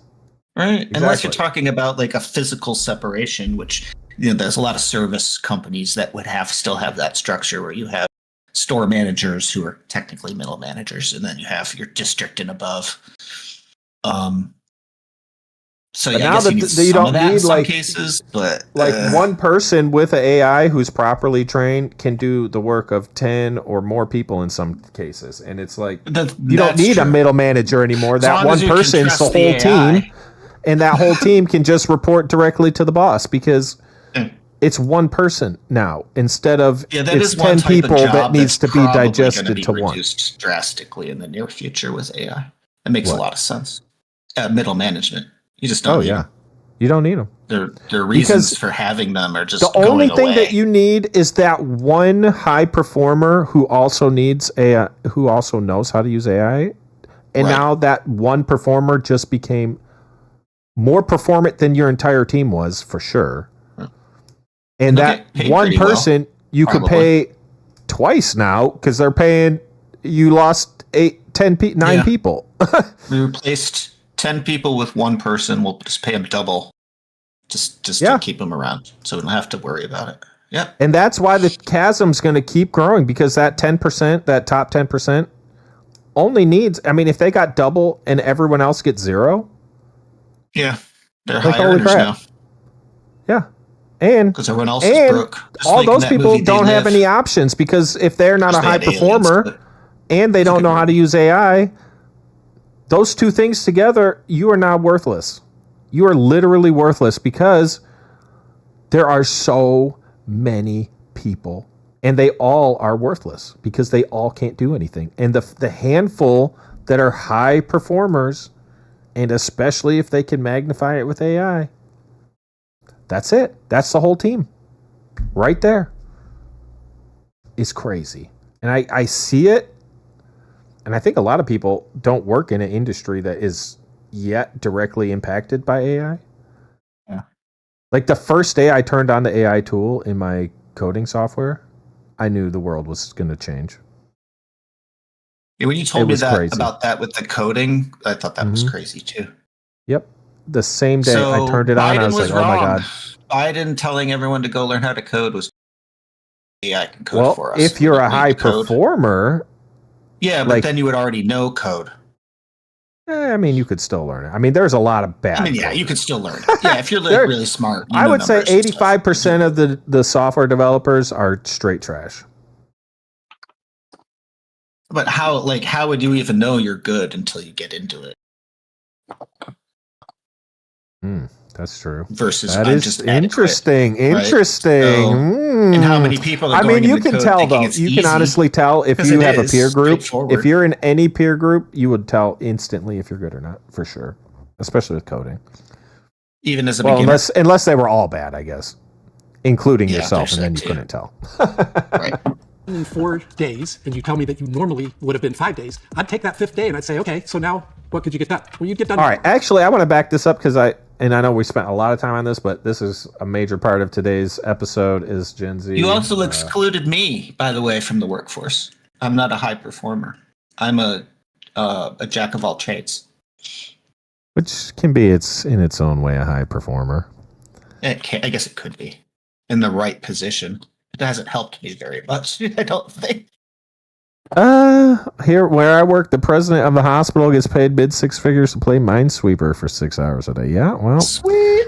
I imagine they probably also have some sort of liability, or like a lot of these people is crazy. Like the politicalness of it is like they need someone they can execute potentially if something goes wrong, and then you become like some office shill or whatever. Like I don't know.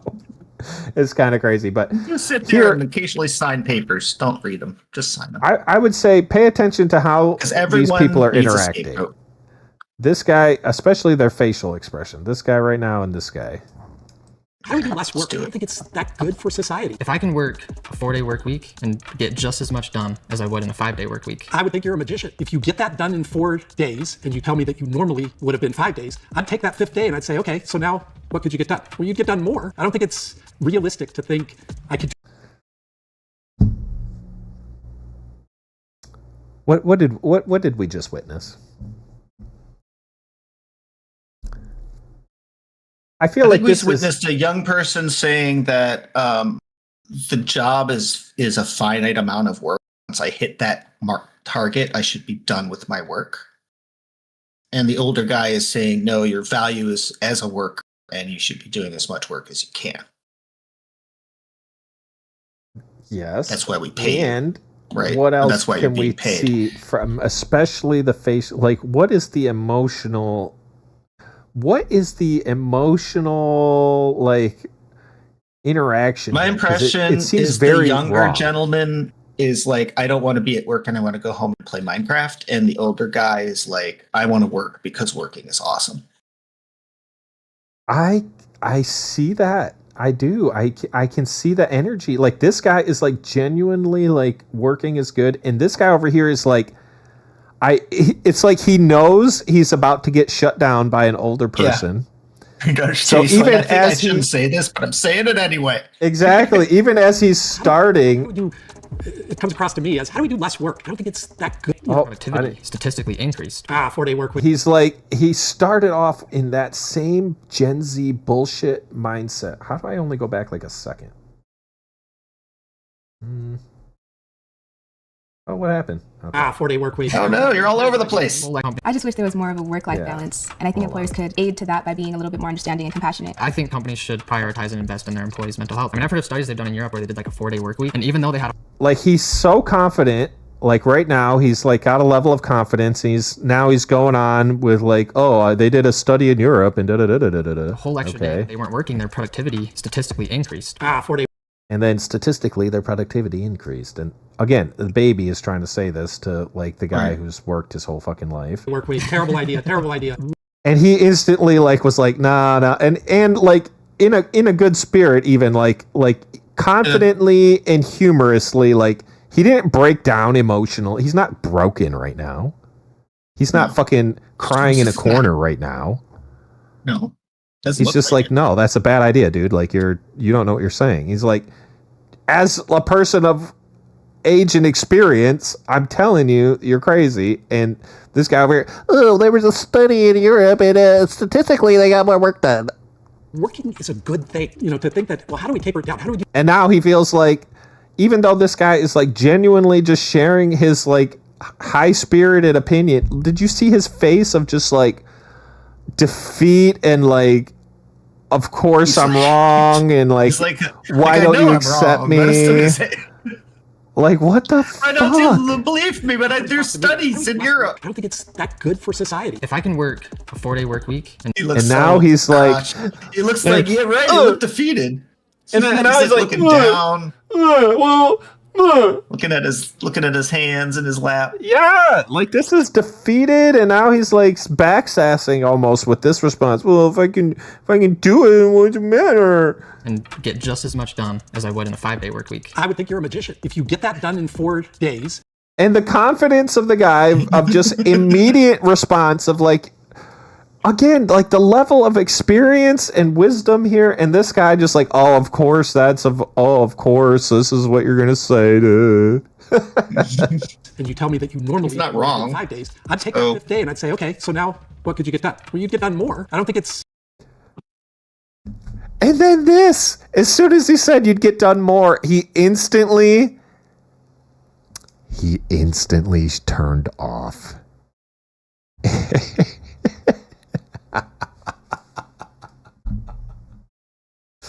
And how is this even controversial? Like, this guy's like, well, if you can get that much done in 4 days and you have a 5th day, what else can you do? Like, that's the whole point. Right. That's the whole fucking point. And I don't know if I missed it, but this guy was saying like, oh, if I do a big project and it makes the company all this money, I should get rewarded for it. Oh, I think I should, hold on, it's coming up. Realistic to think I could do as much in 4 days as I could do in 5 days. Future employers expect you to get a lot of experience from previous jobs, and if they aren't willing to give you those experiences and throw you in the deep end, or at least teach you, mentor you a little bit, then Throw you in the deep end, but you don't want to show any curiosity or intelligence, and you don't want to give it your all. Huh. From the get-go. I know, from the day one. Like that's I have an issue with that attitude. That's just asking to get fired, so I don't really understand it at all. Yeah, it is just. I mean, if that's your attitude going into a job, trying to check as long as you can. But then also being like, why doesn't anyone like respect me, or why doesn't anyone like, you know, throw me into the deep end so I could get experience? Oh, huh. You know what? Right. I have no idea. I have no idea. Someone to hold her hand and carry the load while she learns how to carry it. That's what she's trying to say. So she basically wants her employer to be her school as well as her employer. I mean, honestly, even like Medieval saying, even if it's just, even if there's not technically work on the 5th day, think about what could you do, or what could teaching happen. People to be part of the workforce. Oh, excuse me. Yeah, Sorry, exactly. They're not at all. And you know, if you have extra cycles and you don't have a direct thing to do, again, it's, first off, that is such a marvelous opportunity that you're just wasting if you don't take it. You're being paid to figure out how you can be more valuable and make more money. You're being paid to figure out how you can get paid more. Right. Like, literally, you're being getting paid a certain amount to just show up and do your job. But if you put forth the extra effort, there is likely a path to promotion and greater success. Yeah. And you have to find that within your field, your chosen field, whatever that choice was. Yeah. And that's the thing. I mean, and if you are advised early on in a good way too. Like, you don't expect your boss to figure out a way to promote you. You got to show that you are valuable and deserve more. And like I said, when my boss called me in, I did not flinch. I was like, I looked right at him. I'm like, although I would argue that a good manager or a good leader is supporting their people in such a way as that they can become more successful. oh, absolutely. And I ask my team every time we do a review, like, what can we do to support you and make you that's really, stronger? it's funny you say that, because a lot of employers will say that they give you like you and there's a potential for a raise, and then I've worked for a lot of employers and I've never had set reviews. So just saying, doing Yeah. what you say you do is also very important on the It employer's is, end. but I think 'Cause that's they why it's also often important say to be on shit both they never sides. follow through with. Exactly. Especially when and it if comes you've to never been performance on that reviews. side, it's easier to let that happen. And I've been extremely angry as an employee for different things, and I'm like, if I ran my company the way that has made me angry as an employee, how does that make any sense? Exactly. Thank you. I appreciate you saying. I'm just saying that all the employers out there who are listening, stop being All cheap, you employers out there being stupid. being stupid, and just treat your people well, like you want them to, like you wanted to be treated when you were 20 years old, even if you were working at your father's company. You're unlike most employers I've had too. I don't think most of my employers have worked their way up. Well, I agree. I think, well, like I said, Most I employers try I've and had, run I my think, have been company. handed. They have. Every single thing I do, I think about if I was a customer, what would I expect from a company? Because if I can't hold myself to those standards, how can I expect any company in the world, right? Like, if I don't hold my own self accountable, why would anyone, right? Like, I don't know. There's a level of, if I don't do it, I cannot expect anyone else to do it. And I'm not willing. Yeah. And when I blow up in a company's face, I can feel 100% justified knowing that I would never in a million years do it, and know that I have done a lot of things that I did not want to, but it's like I need to from as a customer, this is the right thing to do. So it's like, fuck, man. I get it. I agree. A lot of the people I manage are entry level, and I feel like it's my job to launch them. Yeah. Whatever their career goals are, even if they're outside of what they're currently doing or outside the scope or whatever, I want to help them. Yeah, we want to help you, but some people don't want to be helped also, though. Some people just literally just want to come in and go home, collect a paycheck. They don't fucking care. They don't want to improve. They don't want to get better.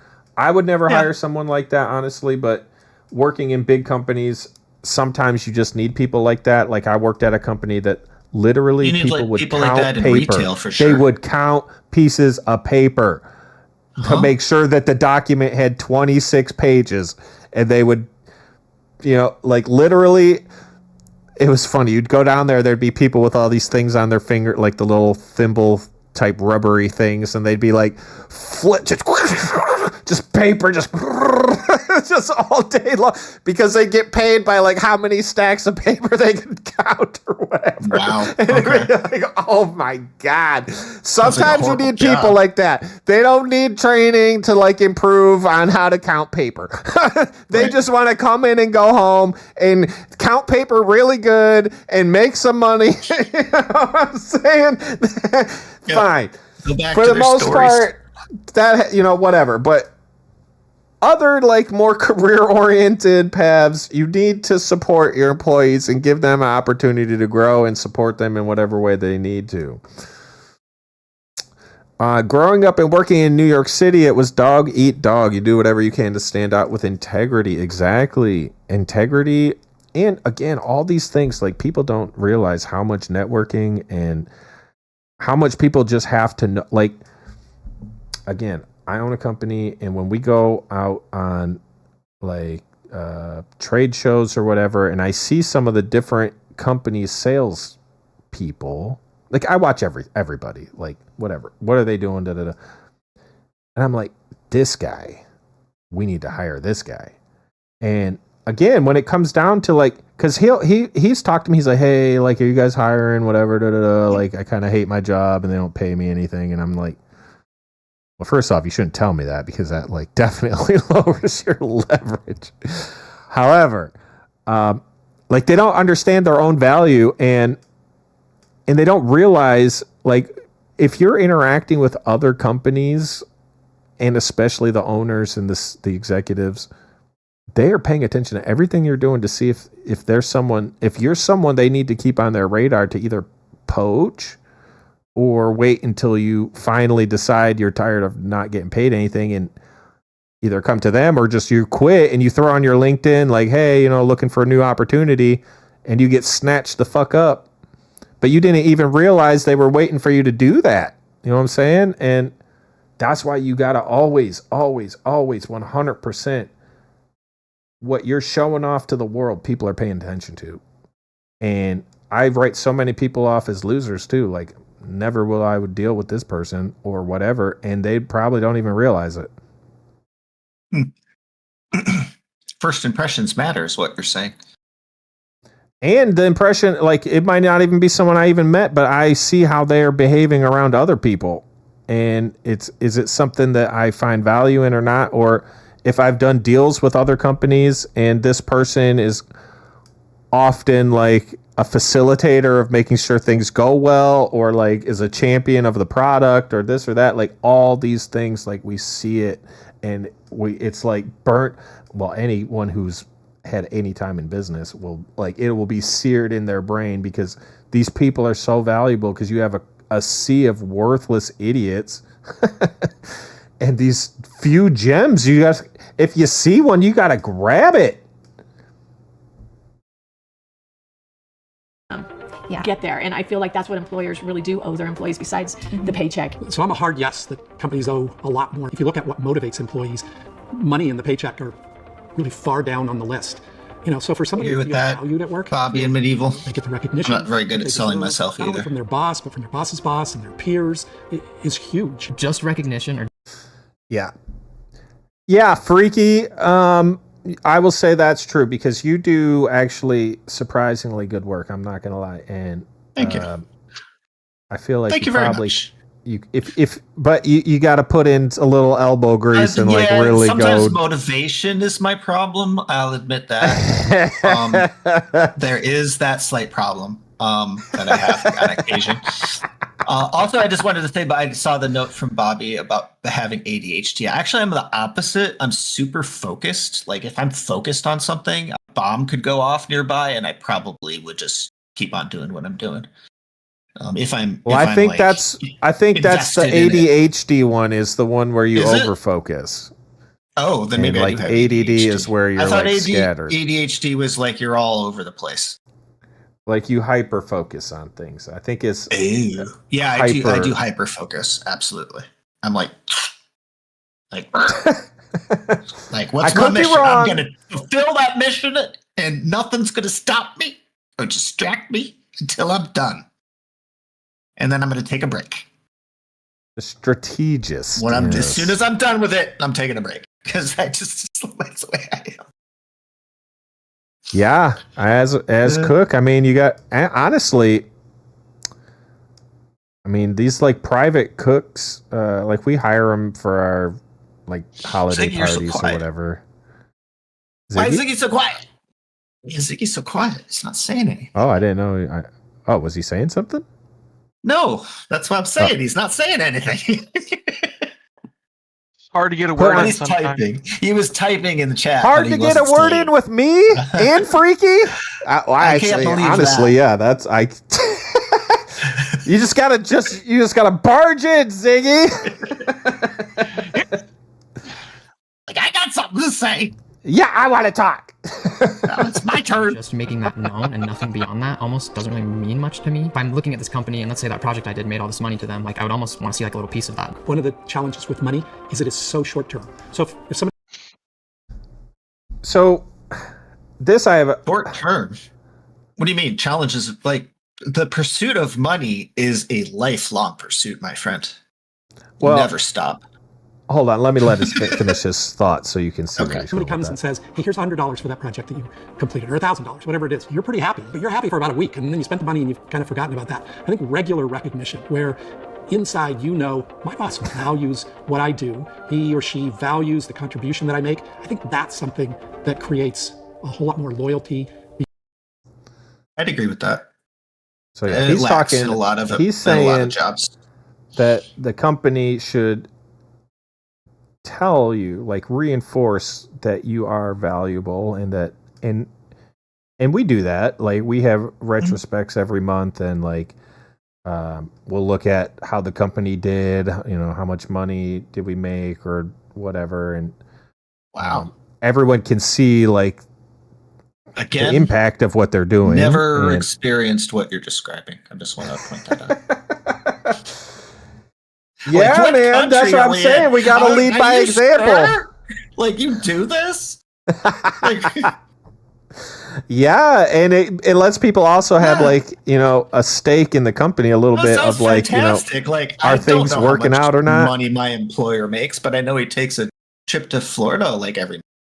You know, I don't know how the company's doing, but I don't see us growing, so I assume it's not super fantastic. But we're still opening every day, so it's not horrible. Other than that, you know, I don't know. Yeah. When the elevator breaks, they fix it. And so this guy is saying, you know, Yeah.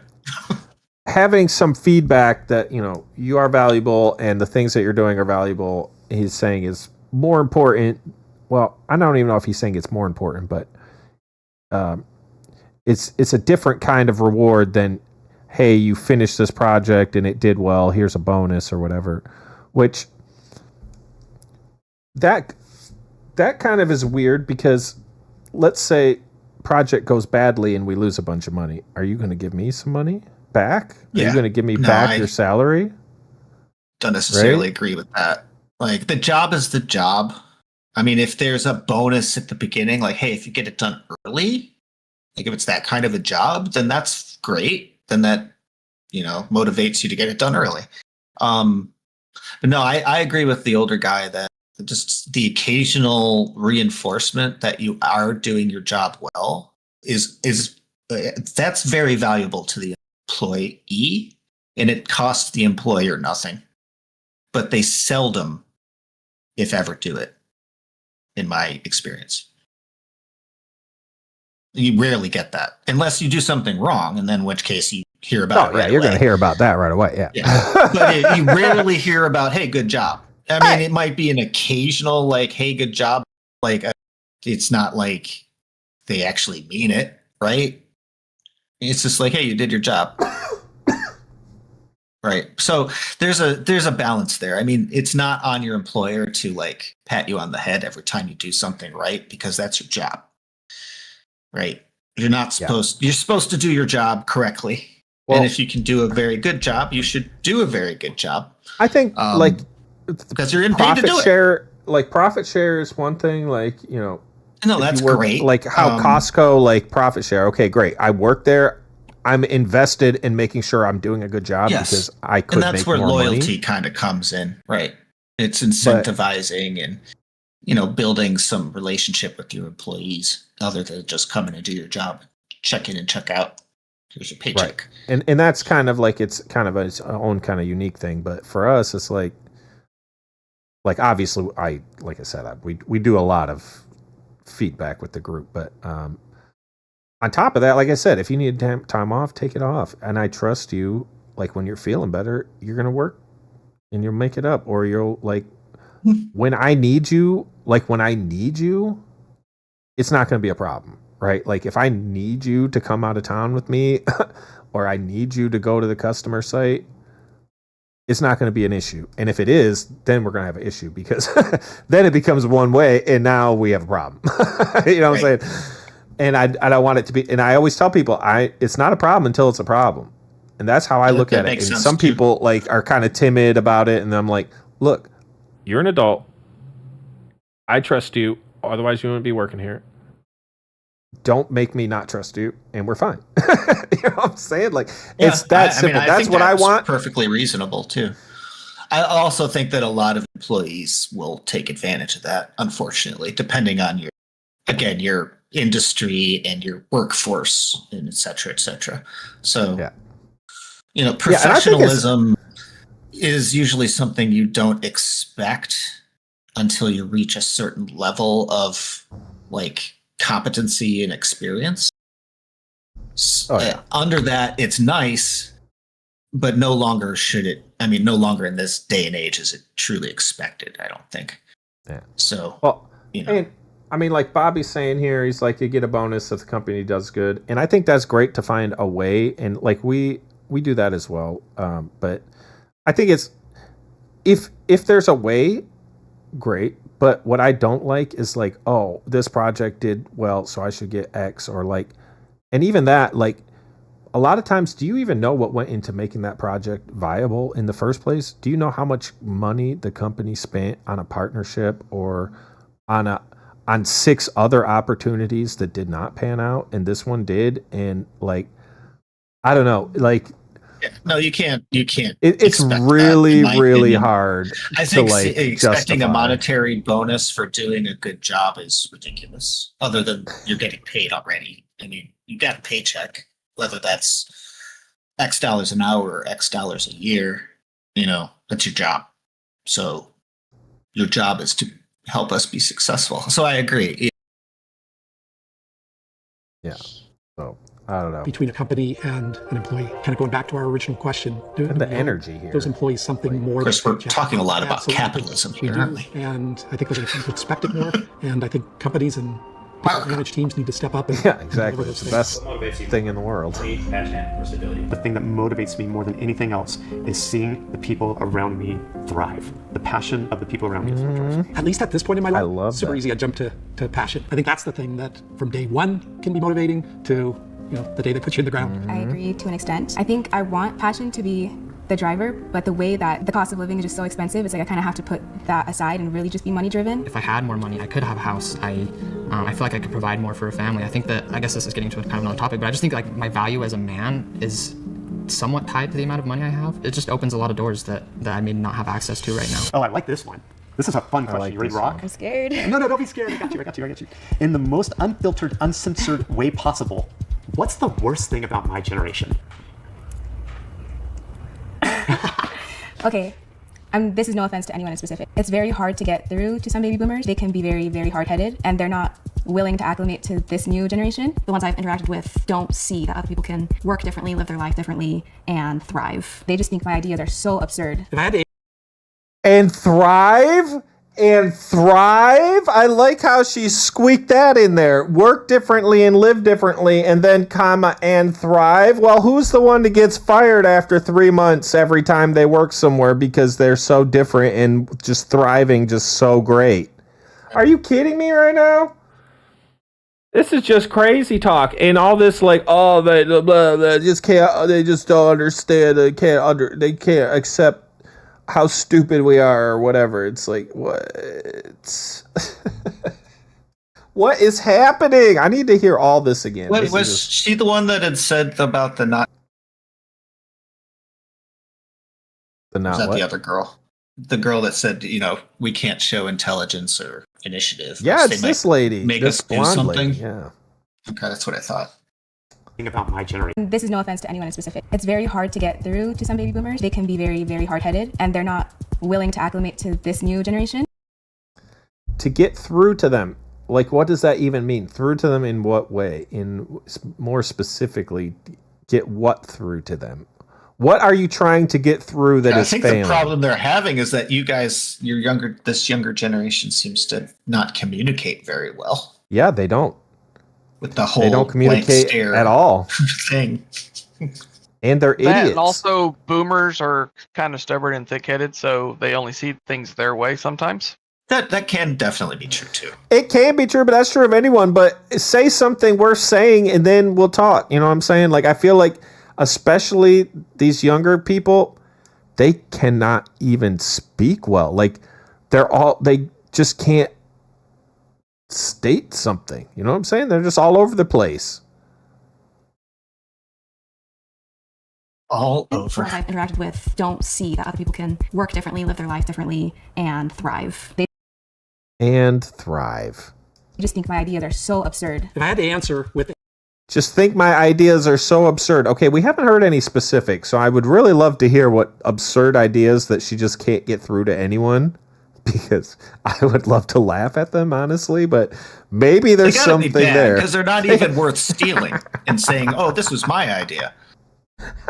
So They're it's not even not a worth good idea. stealing. Right. I mean, if it's, I'm just saying. If it was a good idea, someone's going to either say, hey, this was a good idea, or, hey, that's a great idea. Guess what I thought of? Promote me. That's what I just Give me thought more of. money. All by Right. myself. Look at this great idea I just came up with. It's just the amount Did of all by time myself. in front of a screen. So absurd. I had to answer with a criticism. It's just the amount of time in front of a screen. I would say is the worst thing. I'm not sure you value how hard you have to work to get to where you want to get to. I don't know about too much time in front of a screen inherently being bad. It's just that the time spent is bad. It's possible to spend a lot of time on a screen and come out the other end fine, but it's unlikely, and especially if you make bad choices. So I think what she's saying is kind of more like that, but what he said. I'm not sure you value how hard you have to work. Yes. Get a $3,000 to $5,000 bonus a year. If you cannot communicate with words over 3 syllables, I'm out. Yep. This is the underlying problem. They don't understand how hard you have to work because nobody has ever challenged them through their entire childhood. And then they got extra coddled during COVID and pretty much were told like being extra victim-y was like it worked. And so I don't necessarily even blame them. No, like being what they did was being rewarded for a long time. Exactly. It was working for them. Whether it was attention or money or opportunities, but it was there was an incentive. Ran out. It ran out though. Now there's no longer that incentive. And they cannot adjust. And to an extent, I get it because frankly, I don't know if I could ever work for someone again. Like if my company went out of business and I went completely broke, I might just be homeless because I might not ever be able to take someone's shit again. I don't know. You've ruined yourself as a business exactly. owner. I'm like, I have to not go broke There's or no way I can I'm work going for to some be other broke dumbass. forever because I can't do it. So I don't know. We'll see what happens. I hope I don't go broke. To get to where you want to get to. My answer isn't to nitpick an element of something that is done differently than the way I do it. It is in the idea that I'm not convinced that the generation and the people that I'm speaking of, and again, same thing with you, I'm speaking in generality, right? Believes that they can do more, believes it's not about, that if they can find a way to take a bigger risk, that they could just fly and absolutely change everything. Yep. They don't even try and they don't take any risks and they don't try. And that's the biggest problem is they don't try. They don't try even. They don't. It's not that they're not capable. Like clearly people can do things. They don't try. They don't try. They don't try. They want straight to the answer. They want straight whatever GPT says. We're done. We're done. Here's the answer. Now. Good point. They don't even that's try. Not how right. it works. They don't even try. By the time I was going into college, I had already started a company, had an online game with like hundreds of players, making like $2 a day in ad revenue or whatever, like some 50 cents a day or whatever. We get like a $5 a day once a month and be like, oh, like the whole year made like $26 or something. I don't know. But I tried to do something and I looked at it like, even if I don't make any money off this, like just inherently the experience of like, okay, what is it like to like stand up a website with hundreds of people and build a game that they can play and what, X, Y, and Z. And, that was valuable for the rest of my life, really, of just how to like move forward with things and bring value to a company beyond just like, oh, I did exactly what you asked me into GPT and this is what came out. Okay, well, that's not what I need. Like that's literally not what I need. Why can't you understand this? Right. Like, why can you not understand this? Let's see. But you have a Tesla charger, Bobby? Hold on. I got a garage you can live in. Oh yeah, I need a Tesla charger. I can't, well, I guess I could, I just live at Myers. They got free charging. They're so lost, they can't even identify what areas they're lacking in. I know, but you don't know what you don't know. And despite how much we try and tell them, the problem is they're broken. And I think, honestly, like, I don't have kids. So, like, me trying to tell a kid, like, hey, by the way, I can see from a different lens of I'm not coddling you because I don't give a fuck. Like, your life is screwed. What I am trying to do is help you at the bare minimum, tell you that you are really screwed right now if you don't figure it out. And then I go to, like, you know, I have a lot of Tim Hortons. I don't know if anyone knows this, and I see like these young people working there, and I'm like, when you were about to graduate, what did you think was about to happen? And for the whole time that you were slacking off, what did you think was going to happen once school ended? Was this like your dream? I'm just trying to like understand. Or is this where you ended up? Are you talking high school or college? Yeah, like just out of high school or whatever. Yeah. Okay, that's what I thought, but I just wanted to make sure.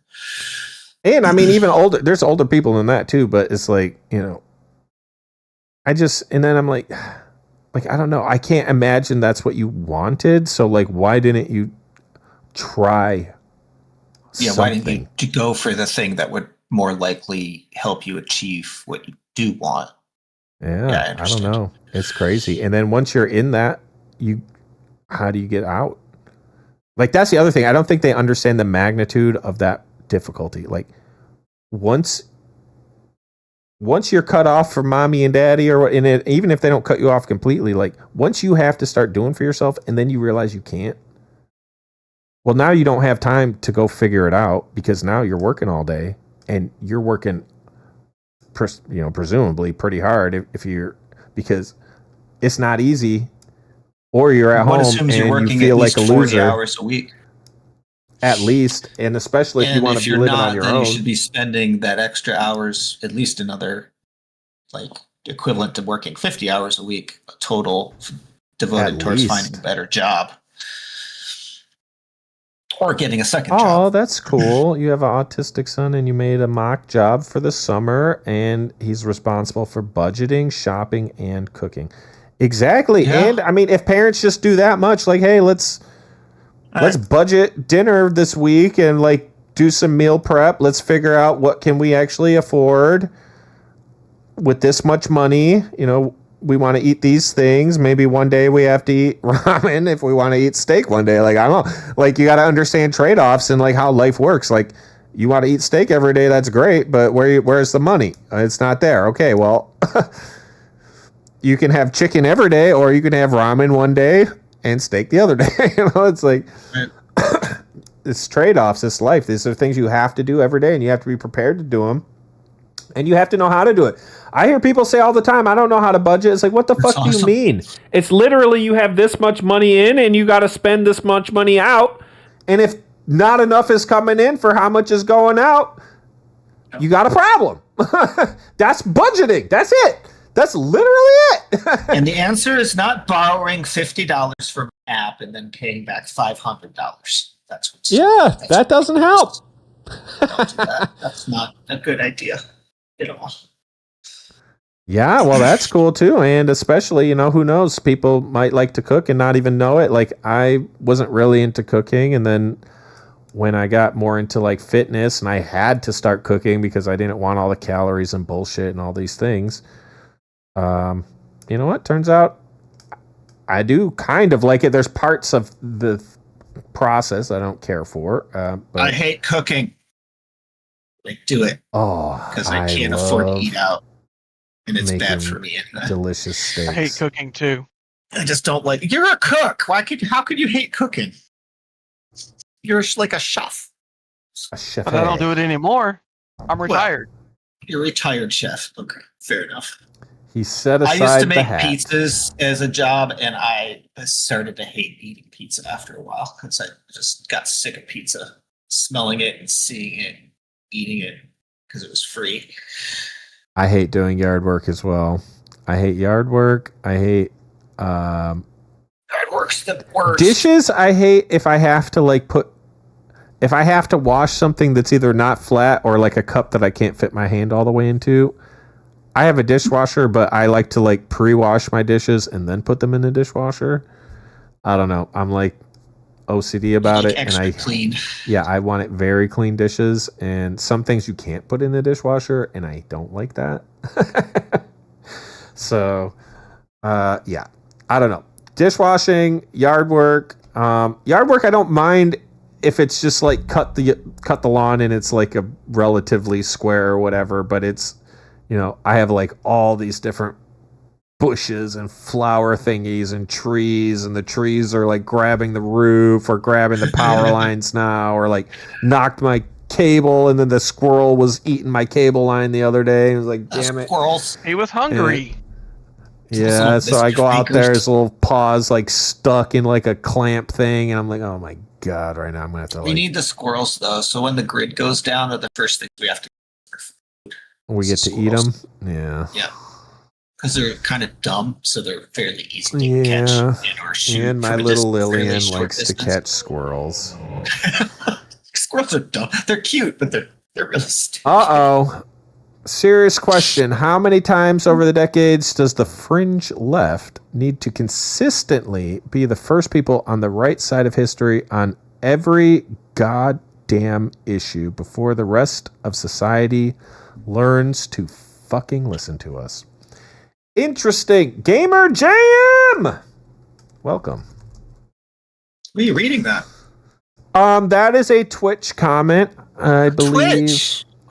We're Twitch we have famous. A return viewer. I appreciate your comment. Twitch famous. We're going down Do you have an history. example? What are we fringe left on the right for at the moment? We're currently talking about Gen Z, but definitely throw that in there and we will circle back to it. Because of the way they use technology and because of the things that they do. Just the beginning of that pursuit, even when it goes completely awry and completely capitalism, is worth it, so that you're never second guessing it, and you don't leave this life with any regret. What? How great it is, or what are you talking about? Hey, how's it going? Nice to meet you. Nice to meet you. Okay. Hello. Hi. You are not what I imagined at all. Do you hear how he said that? It was like she's like a puppy. Hi. Yeah, you're so cute. I want to give you a little scratch between the ears. How destructive it is?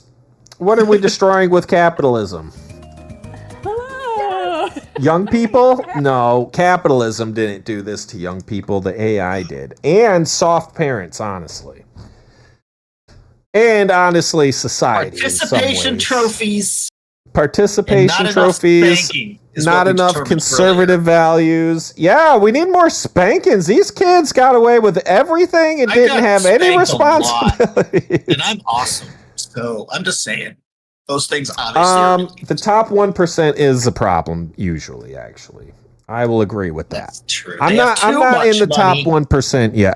Well, hold on. Let's see. How rich you got to be? I recently learned, though, and Ziggy can back me up on this if it's true, that the let's start with America. Aquarium in Atlanta was donated by a capitalist. And it is one of the most fantastic aquariums on the planet. Just saying. I've never apparently it was donated like $100 million donated to have the building and everything to support. And I believe that's it's not that much money, really. Hold on. Is this accurate? But I don't know when either. Hold on. No, this. Hold on. This is saying. Yeah, I didn't verify this. I probably should have looked it up. Open it in my pie hole. I thought this would be much higher, to be honest.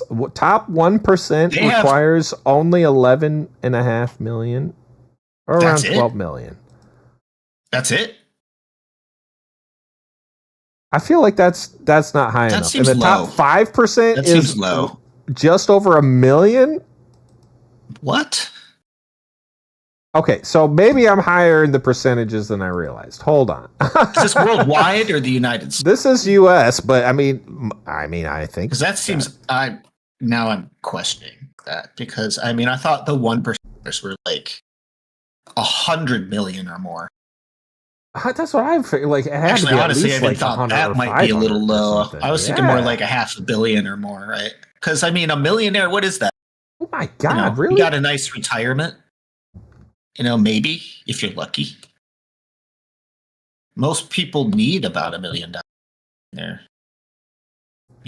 long term. Wow. Over Wow. time. Maybe not all at once, Interesting. but- I need to reassess my position in the world. I appreciate you bringing this to my attention, I don't feel Gamer so poor Jam. now, too. I mean, I'm not up there, but I'm closer to being a 5%er than I ever be. That's not even. That's It's not like, even that actually, much money. Anybody it's could not get that this much yeah. money. What are we talking Just gotta about? save What are up we a couple talking grand about? and do I well know in the a stock ton market. of people that have this much money.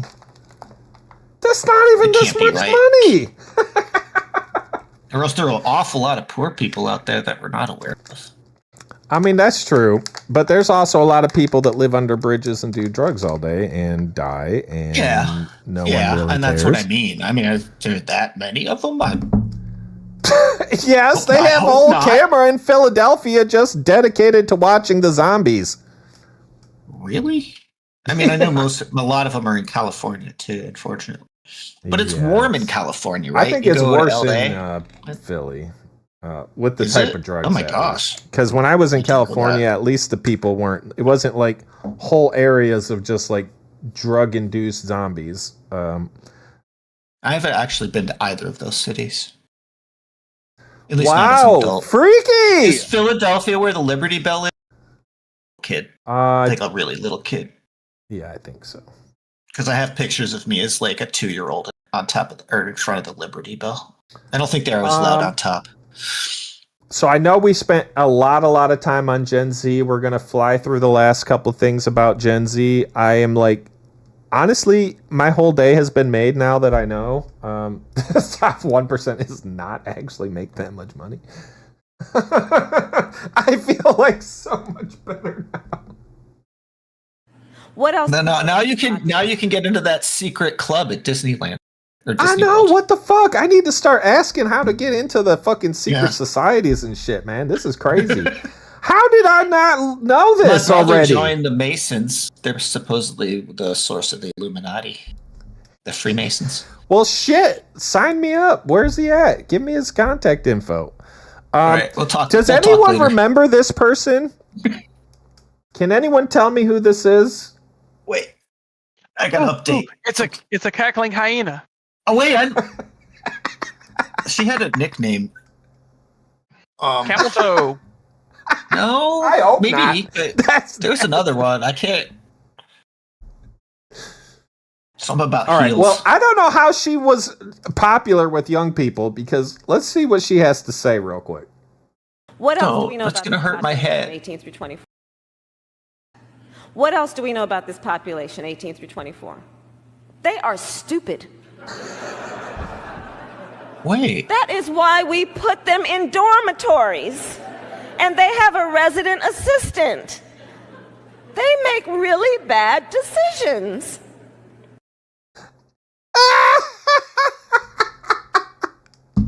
I thought that was her voting base. Maybe that's why she didn't win. Yep, that is When her did she say voting this? base. 4 4 years ago, years yeah, ago. okay. So they would be like That the was before 28 she thought she might become like the year president. olds. You know, like geez, man. Like these youngins shouldn't even be able to vote. That's what she's saying. You're so dumb. We need to so give them. apparently we need to she pay did an people to watch them interview for us. with who was this? Stephen Colbert. This guy used to be so Stephen funny. I Colbert. swear to God, I used to love watching this guy. And What, back in like 2006? I know, before he became a fucking retard. Yeah. He was funny back then. Because before it was a persona, and then it was the became Colbert him. Report. Exactly, because like what we're doing, like we have this Comedy persona Central. thing going on, and it's like whatever, we just have fun. But he became pretty much. He became his satire. But it wasn't even his satire. He just became like the thing he was. I don't know. It wasn't even what he was trying to be in his comedy. I don't know. It's just he became nasty. Is interviewing Kamala Harris. Yesterday, you made an announcement that you're not running for the governor of California. Correct. Even though in early polling you beat every other candidate by double digits, you said you're going to sit this one out. Why are you sitting this out? You said Because the last time that by early polling of her beating people, that didn't work out too well, did it? That was not a good time. So this time you're thinking about, yourself for a different office that might be? No. That's what everybody, obviously. I know, but honestly, Oh yeah, Dawn, No, I- that and would honestly, work that- so well. it's more perhaps basic than that. Listen, I am a devout public servant. I have spent my entire career in Putting people in jail for marijuana. What? Take it all. Fridges, Yeah. washers, dressers, drawers. She's done a lot of fucked up couches, shit with the mattresses, bed marijuana convictions. Good job. In California? Thank you. Thank you for your service. service of the people. Yeah, we really needed that. And I thought a lot about running for governor. I love my state. I love California. Gotta I lock served as up just them elected district attorney, stoners. general, and senator. But to be very candid with you, you know, when I was young in my career, I had to defend my decision to become a prosecutor with my family.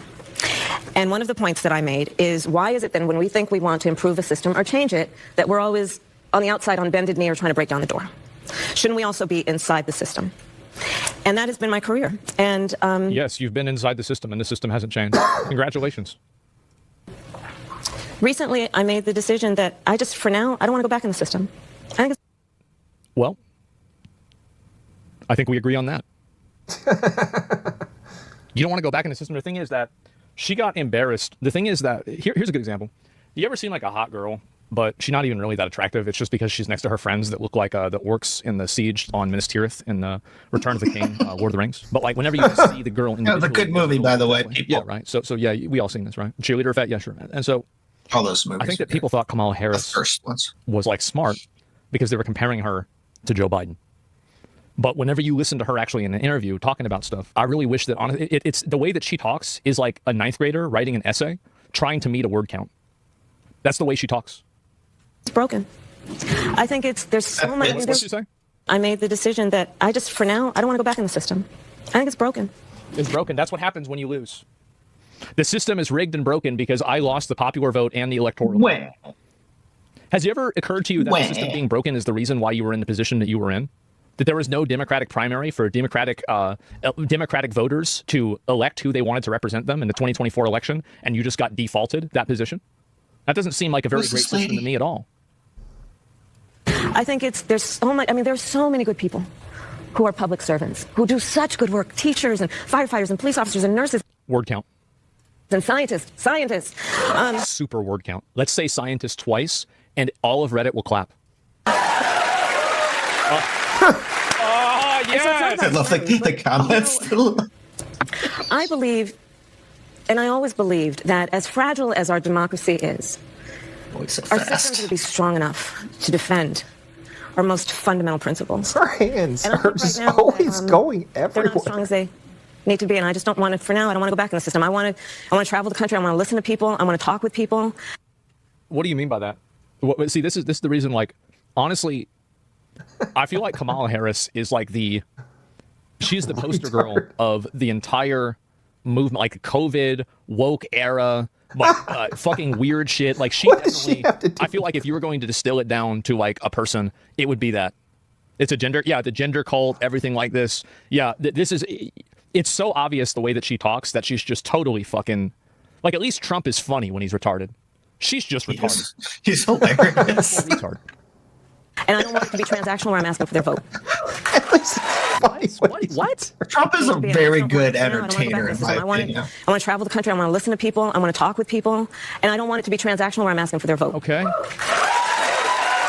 I gotta say, I want to talk about the book, but just to go back to what you just said, is that I have to say, as someone who is very qualified for the presidency, a senator, attorney general of California, a vice president of the United States, and then a very hopeful and dynamic presidential candidate for the 107 days that you had to run, to hear you say that it's broken, to hear you say that our systems aren't strong enough, is harrowing. She was a senator? I know, exactly. Who the fuck even knew anything about her? You were the vice president. I didn't know she was a senator. You didn't even fix it. I don't think that's Don't be intellectually dishonest. If that was true, why would we not have heard about that? Yeah, I'd say she's probably above average intelligence, but I think that if you rank her among the other people that you could elect for president, she's pretty much at the bottom. Why would you put her at above average intelligence? She is a complete fucking babbling lunatic. She literally can't say anything. She's literally... She knew how to put people in jail, so that's above average. I guess. Apparently Holy she crap. was. I mean, honestly, US senator. So I got home invaded, and Again? No, a long time ago. Oh, and okay. that This first is one. okay. Then I know what you're talking about. And these people ended up getting off because they didn't commit a crime, supposedly. And even the prosecutor was like going after me. I'm like, literally, these fucking little... We're on air, but they came and tried to fucking rob me, and because you all look the same, I'm going to say it. I just said as much as I'm going to say, but they all looked the same. It's my problem. And we're going to leave it at that. Okay? You're right. She's smarter than the average Walmart American, but that doesn't necessarily say a whole lot. I mean, I don't think being better than average is something that's impressive whenever you're electing somebody to be the president. Well, but it's also evident, isn't it? No, and it is. It is harrowing. I mean, it's evident. What about it is broken? It's evident and harrowing. It's broken because you lost? What is this, Xbox? I was using the wrong controller. I mean, there's almost no first word bad enough. But it doesn't mean we give up. That's not my point. Okay, because that's what you just got done talking about how you're going to give up. I'm hearing like you don't want to be part of the fight anymore. No, oh, absolutely not. I'm always going to be part of the fight. Okay. That is not going to change. I'm absolutely going to be part of the fight. Yeah. This is the reason why these shows are getting canceled, is because it's all the same shit, bro. Like, it's all that time.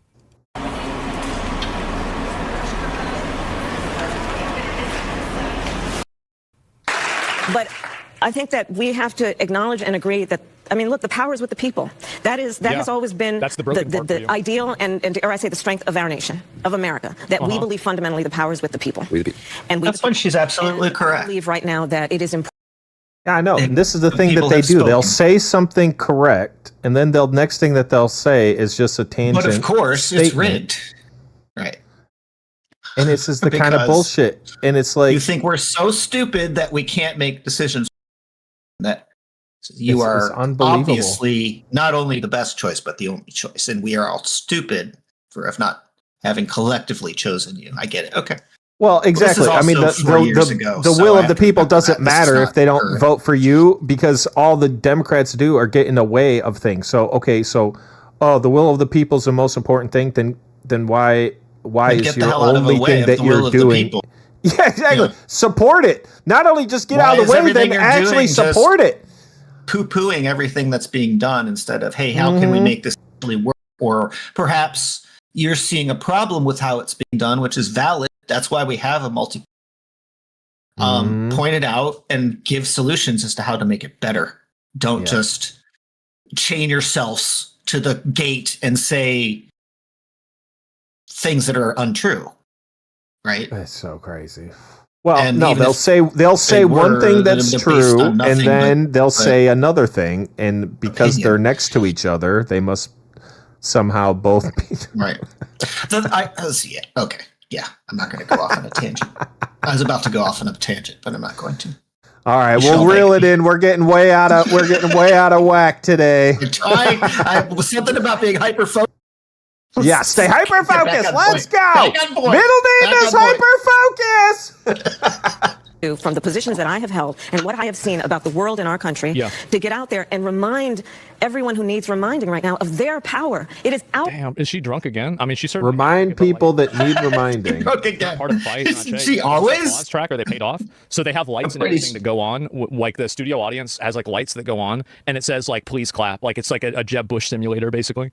That's the way it works. She's drunk chatting this much? Yeah, the people have the power. That's embarrassing. Well, the thing is, what's embarrassing about that is that you say the system is broken. Why is the system broken? You lost in every single metric possible. Maybe you're the one that's broken. The people that can't accept accountability and can't own their own failures, they're really doomed to repeat them. Our government. It is our country, and it is important, I think, that in this Asmongold speaks a lot of common sense. I don't know about that. Afraid. Yes. Afraid of what? That those of us who have the ability, which I do right now, not being in an office where I'm campaigning for that office. No, you're not. To be out there and to talk with folks and remind them of their power and their importance in making a difference. One of the things. I mean, I just want to put a fine point on this. You can never let anybody take your power from you. You can never let anybody take your power. She always keeps saying that. That's the thing she's been saying forever. Remind folks of. Yeah, I don't know about that. Sure, it was pretty fucking. What's up? And yeah, we sure did. That's she why keeps saying you can't take the power from people. Accountability and responsibility. Yeah. Exactly. Show us anything Accountability good that you is something did. Let's go. that you don't see much these days. Sell a book and you're not the president. And what's this cringe? Yeah. So anyway, this is the reason why late night TV is dying. It's because it's boring. And do you want to know the main reason why? It's not funny. It's redundant. It's not engaging. Yeah, it's not. It's just patronizing, playing to the crowd over and over and over. There's nothing to it besides that. It's a canceled talk show. There's not. Yep. There's no substance. Whoa. Have you tried watching SNL lately? It's not funny. Yeah, it's very hit or miss. There's Rarely, sometimes like it's rarely a lot there's of something it's just like too they'll political. hit It's way something, too but political all the time. Yeah. I do like the Donald Trump stuff they do. I think that's kind of funny, but well, when, most yeah, of it's actually, not funny. that hasn't been the worst, but a lot of their skits are just like I don't like. What was? Yeah, the common point? I don't sense know. is pretty Like, I didn't uncommon laugh, now. so I was like, moving on. Yeah. Yeah, I agree for the most part on that for sure. All right, well, moving on to a more, let's say, controversial topic. Let's go with that. Sydney Sweeney has great jeans. Okay. I like jeans. I wear jeans almost every day. I used to not really wear them, but now I'm back to wearing them. So Yeah, I think they're pretty sweet because they kind of breathe, but they still give you like warmth. So if you're in that high altitude type America, like we are, then it can be. I think they're a good choice for certain climates. So I just want to make sure if anyone hasn't seen this, we take a look at the ad first, and then we'll go ahead and talk about kind of what's going on about all this. I've not seen this ad. All right. Well, I'm sure She you're looks going to enjoy relaxed. it. Yes, she's going to be more relaxed in a moment. Okay. I'm not here to tell you to buy American Eagle jeans. And I definitely won't say that they're the most comfortable jeans I've ever worn. Or that they make your butt look amazing. Why would I need to do that? But if you said that you want to buy the jeans, I'm not going to stop you. But just so we're clear, this is not me telling you to buy American Eagle jeans. Sydney Sweeney has very jeans. You see what I did there, right? All right. So that's one of the ads. There's, I guess, other. Why people are like? Why is that a problem? Because they don't like American Eagle, or they don't like jeans.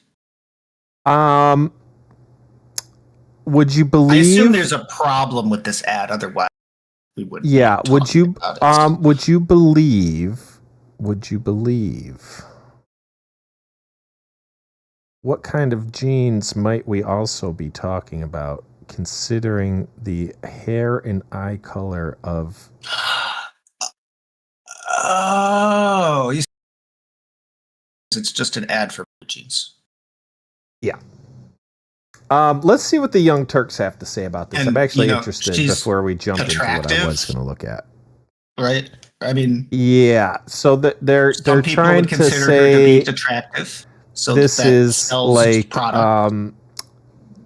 blonde hair, blue eyes, like genetic. So their type choice genes. of model is what they're having a problem with. So They therefore, believe that no there's an blue-eyed, undertone blonde-haired of models can now work. genetics. They're saying this is about white people uniting, like blonde hair, blue eyed. Do you remember any other blonde haired, blue eyed people in history that potentially unified and maybe did some not Yes, necessarily the Vikings. Yeah, the Norse. Let's see. I didn't see this. I forgot before, how so we're I gonna- think they unified as Frank. Oh, this is the one that they No, really had a that's problem wrong. with. I'm sorry, my history's bad. So this is The the one. Saxons. That's what I was thinking of. The Saxons. Didn't the Saxons like unite the Nordic peoples? I am not They were familiar mostly with that blonde. history, to be honest, but Yeah, I'm not do either. know I just that you know. area is blonde. I know and that's blue. yeah. They have blonde hair. They're also really. So this is the other ad that I saw. I don't know if this one actually aired or why I couldn't find this one on its own. But genes are passed down from parents to offspring, often determining traits like hair color, personality, and even eye color. My genes are blue. Sydney Sweeney has very genes. Okay, well, there they actually like.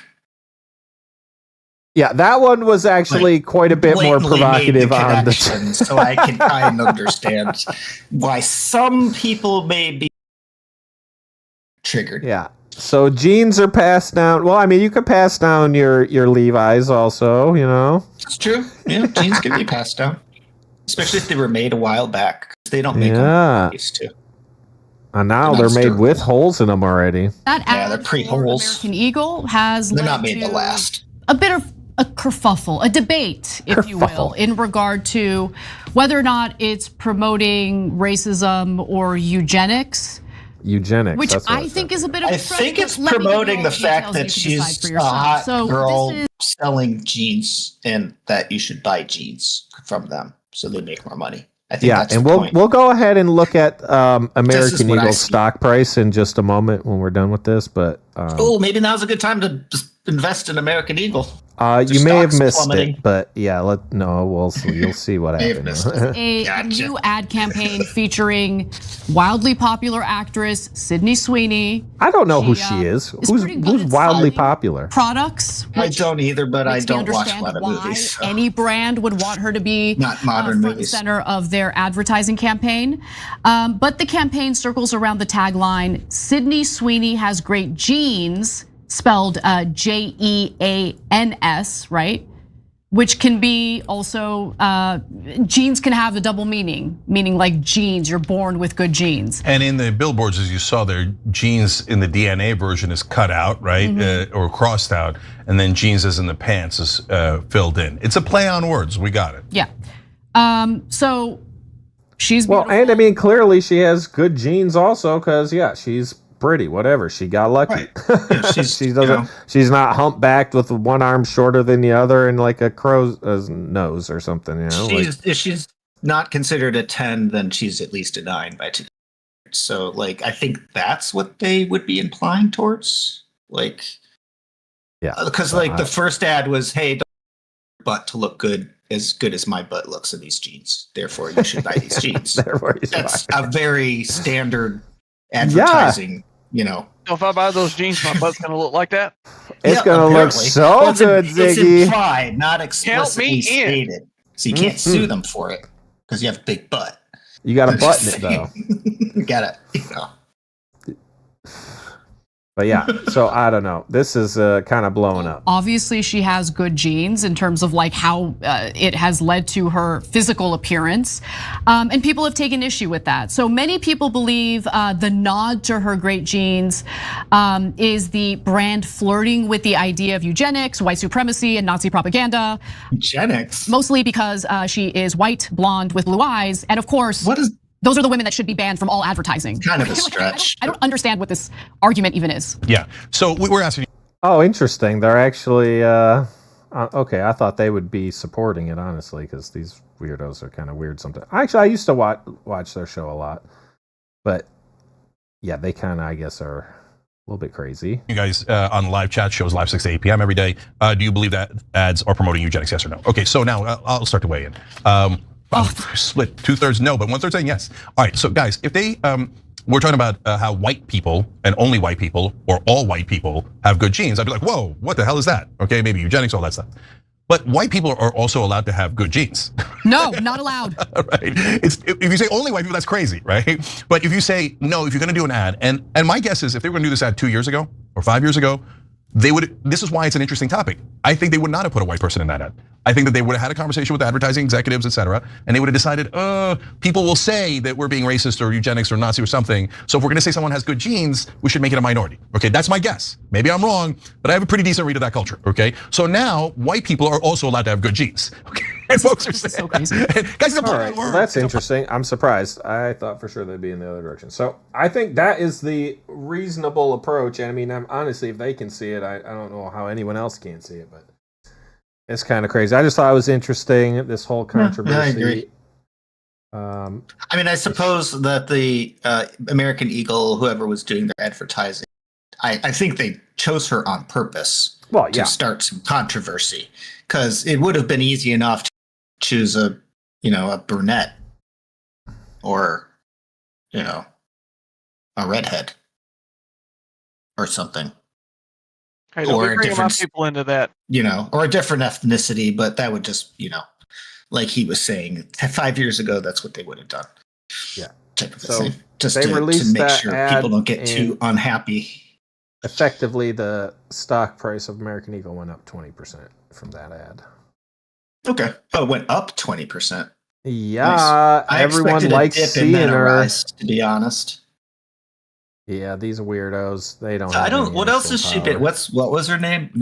What's her name? Sydney Sweeney. I wonder what else she's. What is she famous for? Shit. I'm sure people in the chat can tell us. Let's see. HBO series Euphoria and The White Lotus. She gained widespread recognition for portraying Cassie Howard in Euphoria and Olivia. Oh, she's in The Handmaid's Tale, which is pretty popular. Anyone But You and Madam Web. So I don't know, a bunch of stuff, but I don't know. I haven't seen any of these. Stuff I haven't seen. That's why we don't know her. Euphoria, I think, is pretty popular with younger folk, younger ladies in particular. I mean, she's pretty, but I really don't like when girls have. She's been on Robot Chicken, but that's just a voice. So this is like my. I will never actually take you seriously. Look. She was in Madam Web. I did not see that either. Let's see what I these was last guys week, and I came have back to to this say. controversy, and it is still going on. The New York Times had an op-ed saying, "Do these genes make my ad look racist? Language changes, culture changes, labels are reassigned, and a blonde, blue-eyed actress talking about genes, or even jeans, is just a pun, not a secret salute to white supremacy." That's from John McWhorter. The White House said this: "A cancel culture run amok, this warped, moronic, and dense liberal thinking is a big reason why Americans voted the way they did in 2024. They are tired of this BS." Yeah.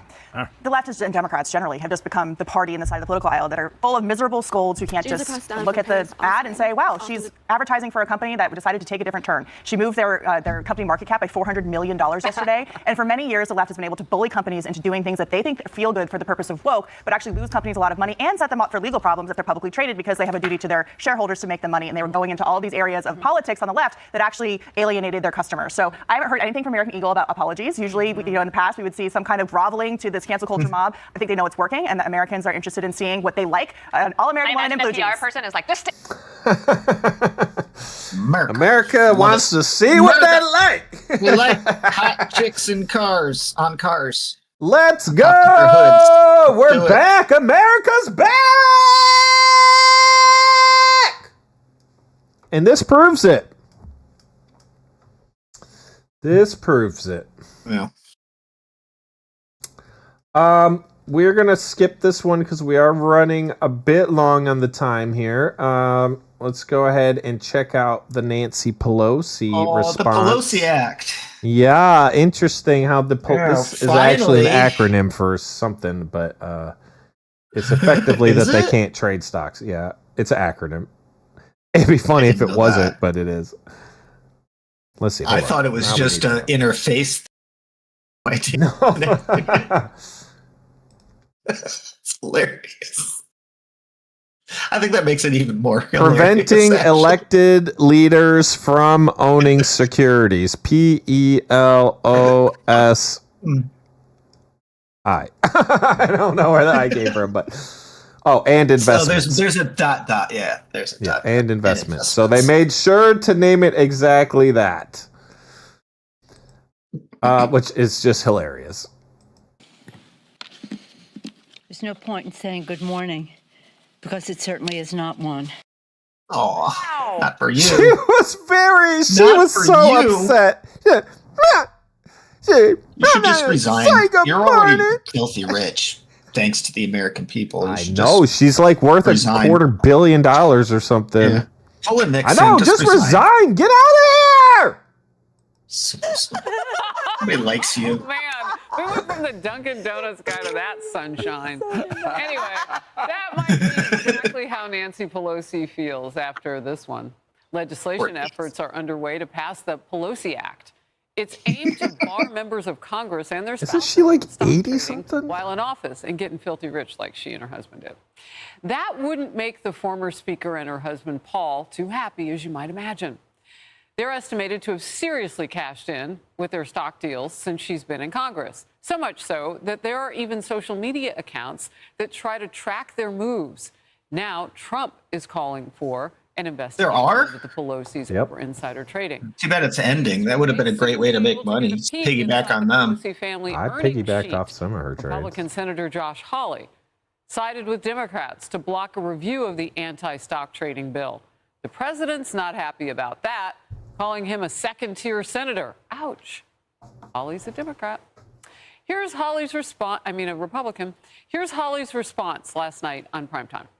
This company is going viral for its new process that gives you permanent teeth in just 24 hours.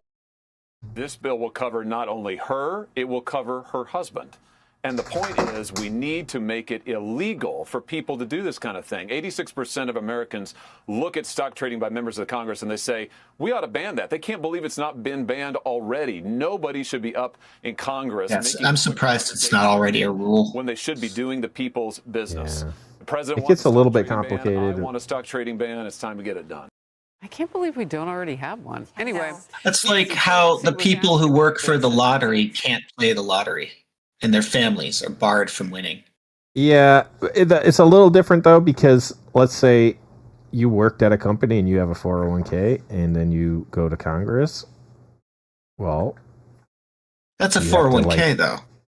Well, 401k is full I of guess stock. the question is into what sort of stock and trading is doing and where the control. Like if you're just investing in mutual but funds, that's why then that's how it somebody gets else is complicated. managing that, Yeah, exactly. right?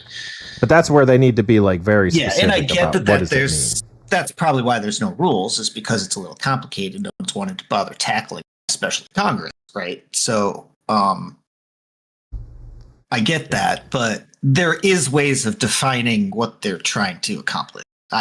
And like if you have like if you had an IRA or something, like what do you do? Or with it? there's Because limits, you can't, like how much can you trade? Like if you like how much can you initially risk, or where is the money going, and like is this a long term or a short term? Is this children? Yeah, so I don't know. It is complicated. And or investments. So yeah, I mean, but ideally, there's ways of defining it is what I'm saying. saying. Would be like ideally it would somehow just target insider trading, because at the end of the day, like, I mean, there's at the company same you can time, just buy Microsoft, like. Yeah, I mean, it's like that's what I mean, though. I mean, if you're just buying Microsoft and selling, I guess it is tricky. Good point. Exactly. I guess it is tricky, but I think in the same way as the law, you're getting paid to do something. Presumably, people who have these jobs, like Congress and senators, they already have money, or else they wouldn't be doing these jobs. Like you don't do these jobs. I mean, in to a lot get of cases, rich. but then also that means like you're like, are you really being represented correctly? Because like, if only like rich people can like have these positions because of whatever reason, you know what I mean? Well, in reality, it is generally only rich people's. Really? I mean, right now, yeah, but I think there's a lot of people, are very rich. I guess what I'm saying is that becoming be a get rich quick card, because then people will just become congressmen just to get rich. Yeah, just to get rich, exactly. Which is not what we want. Defeating the purpose of what their job is. So there's got to be some sort of. I mean, it's definitely complicated, but when you go and you make like $250 million, okay, well, probably I'm going to just say it's unlikely you just happen to get that lucky. Like, yeah, like that's really a lot of luck. So especially since your time should probably be devoted to your job, not stock trading. Like this guy that they just was talking, he's not that wealthy. That's a good point. Trump accused her of insider trading on Senator. She was. I forgot. I don't know his name. I forget. Let me just read what he said. I'm sorry that we had some sort of technical issue. Nancy Pelosi became rich. Why do you have to read that? We're here to talk about the 60th anniversary of Medicaid. That's what I agreed to come to talk about. But that's what I agreed to talk about. Election. I wanted to give you a chance just to Don't get angry. Insider trading. What's your response to that? That's ridiculous. In fact, I very much support the stop the trading of members of Congress. Not that I think anybody's doing anything wrong. If they are prosecuted and they go to jail. But because of the confidence it instills in the American people, don't worry about this. Kamala Harris wants her word salad back. Ari? Well, also assume she doesn't have too much to worry about. Made all her money. Yeah, it's been great hanging out, Medieval. Thanks for joining us. I know we got adult things to do. Feel free to hit us up later. We'll be playing games around 7:30 this evening. So look forward to catching then. If not, hopefully we'll catch up with you soon. Have a great rest of your day. So yeah, Pelosi Act. Let's take a look at this because I thought it was kind of funny before we run into the last couple things we're about to do. Not taking Donald Trump down. And I say that for a couple reasons. How do you know that? There was, well, just real quick, there was no conspiracy charge, which a lot of folks were looking to see that if was there a harder charge to prove. The felony. It was a hard. Did you hear that? Oh, it was a hard charge to prove. Mm-hmm. What? This case is not taking Donald Trump down. And I say that for a couple reasons. How do you know that? There was, well, just How do you know that? no conspiracy charge, which a lot of folks were looking to see That if was there a was. harder charge to prove. The felony charges, the max sentence is 4 years, but this is a first-time offender. It's a non-violent crime. It's a Class C felony. Every legal expert I've talked to has said most likely a fine and probation if he's even I'll tell you convicted. why you're wrong as this legal expert. As this legal expert. Oh yeah, you're so like anyone should listen to you. You're so. I hate this. This woman is so fucking stupid. Like one of the dumbest fucking people in the planet, is my opinion. And I don't know, like why anyone would ever listen to anything this bitch says is just the craziest thing in the world. I don't understand why that show is still on. Because it's, you gotta, what was it, a clutch? This is a clutch of Karens. Oh, a clutch of Karens. Yes. It's when, it's like when the witches gather and then, what is that? Oh, like the coven? We got a clutchy coven of Karens. A clutch It's like coven. the KKK, right? Clutch Karen clutch coven. coven. Yeah. That is wrong. And That is wrong. Going to jail over. Oh, that's wrong. Okay, is he in jail, you stupid bitch? Oh, that's wrong. I'm gonna tell you why you're wrong. You're so wrong. You're just wrong. Reality doesn't matter here. We're on The View, where reality is just, it doesn't exist, okay? I will tell you. Not going to jail I over will tell this. you why you're wrong. I'll tell you why you're Not only in wrong. the business of prosecuting crimes, we're in the business of sending out a message. What's interesting is it was her husband getting in trouble. Send a message. Now that's interesting because now I would say, and I think most people who believe in equality under the law, Prosecute to send a message. Yep, you're such a dumb bitch. I swear to God, you don't like someone, so you're going to send a message. And that's why no one should take you seriously. It makes me so angry. We'll go ahead and jump over that one since we're running over time again. It's a little tough listening to Bobby Kennedy talk, and I feel bad for him with his vocals, but yeah, it is a little bit rough. All right, so nuclear submarines going to Russia. What do we know about that? Oh my God. Boxes, we are They have learning laser right now that beams on their President heads? Trump Yeah. has ordered 2 nuclear submarines to be positioned in regions near Russia in response to threats from former Russian President Dmitry Medvedev. And this is that post there from President Trump from Truth Social on your screen. He says, I have ordered 2 nuclear submarines to be positioned in the appropriate regions just in case these foolish and inflammatory statements are more than just that.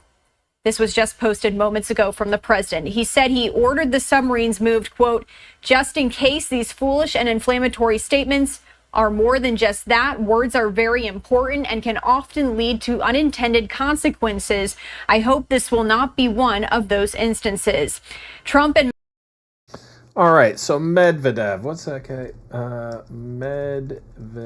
Medvedev. He was the puppet president for Putin between his terms. Yeah.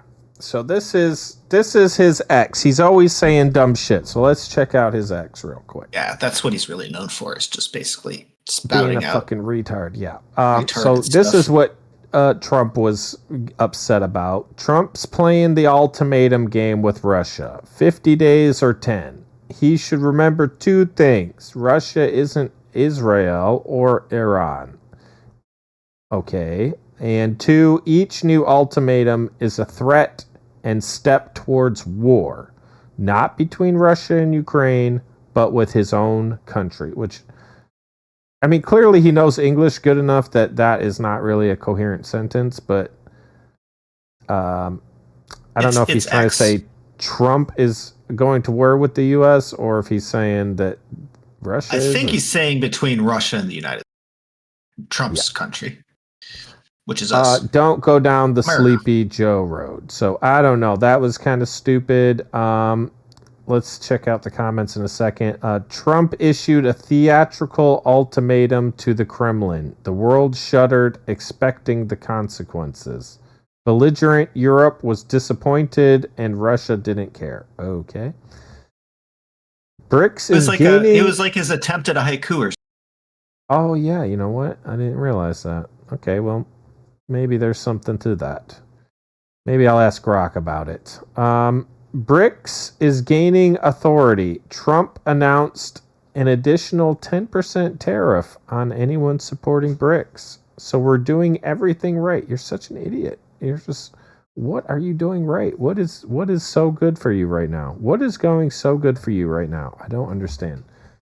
Now he's talking about Rudy had too much magic mushrooms. Okay, I didn't even know they were into mushrooms over there. Maybe we should go check it out. Wait, who's Rudy? Remember he's the one that called Trump daddy on our first stream? I think he's like Daddy Trump? Secretary or whatever. Oh, okay, yeah. Some kind of Council of Europe and some kind of Ukraine, what does that mean? Some kind of Council of Europe and some kind of Ukraine created a tribunal for aggression. Okay. It might be needed to jail the bloody Kiev clown and his gang. None of this makes any sense. And then, of course, we know he was like supporting Iran and was like, oh, yeah, they are going to build nukes and all this dumb shit. But I'm interested in what people are saying to this. Yeah, sign in. All right, never mind. Medvedev, who is the deputy chairman of... Yeah, so I don't know what he's really thinking to get out of this, but apparently we moved our nukes over there. Nuclear submarines.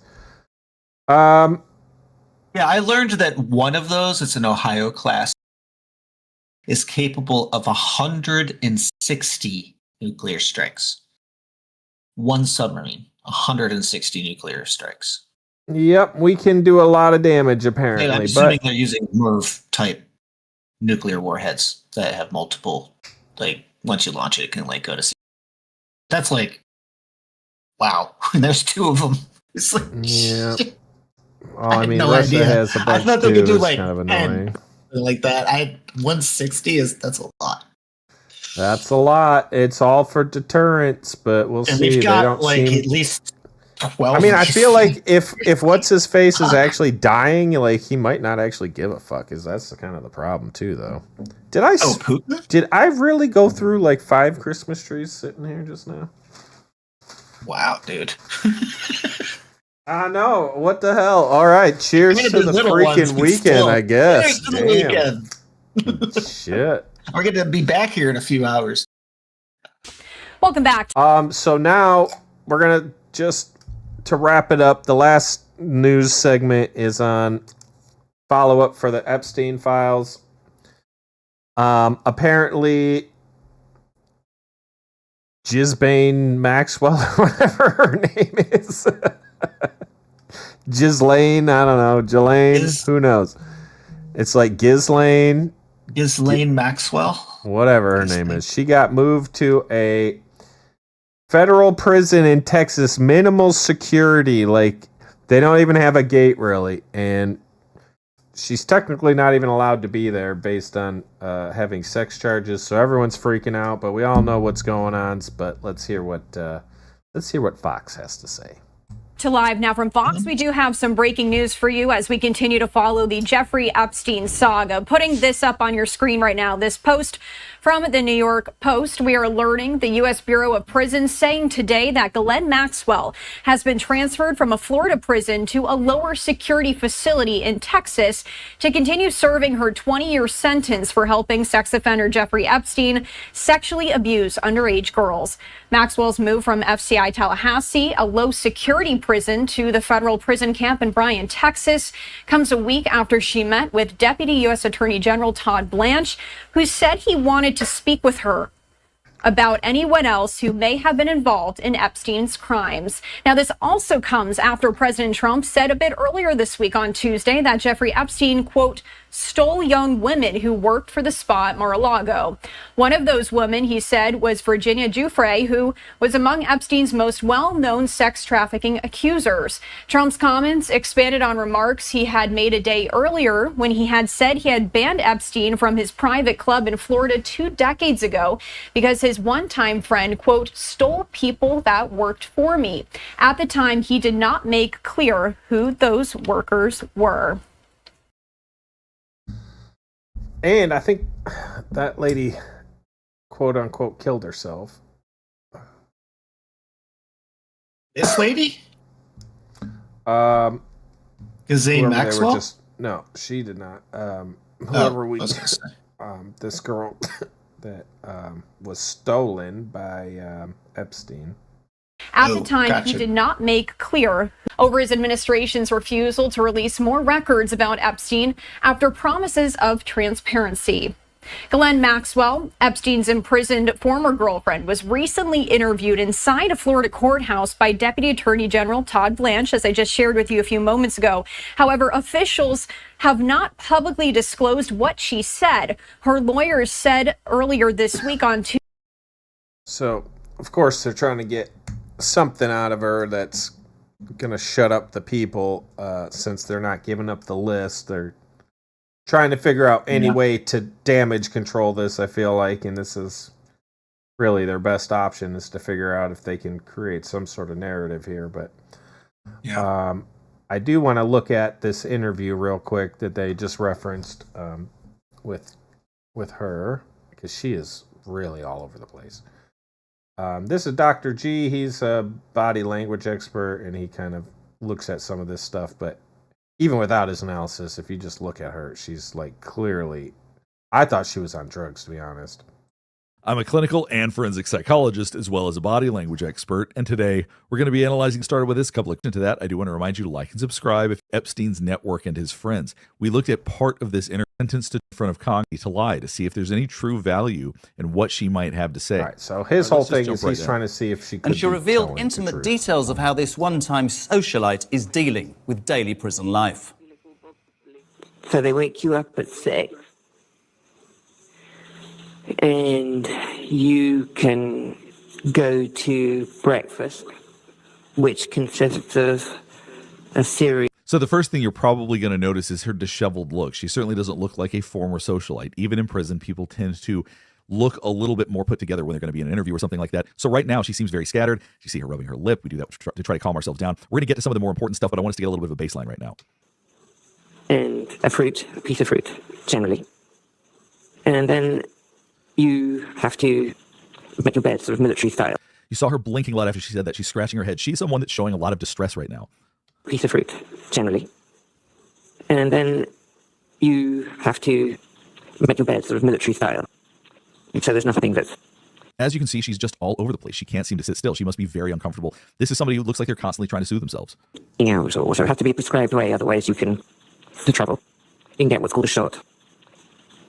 And then at 7:30, you go to work, and for me, that means I go to the... She can't seem to decide how she wants to look either. She's putting her hair in front of her face, putting it back behind her ear. She's just all over the place. Law library to help people, so they have detainers, or they have warrants, or they're trying to appeal their case, and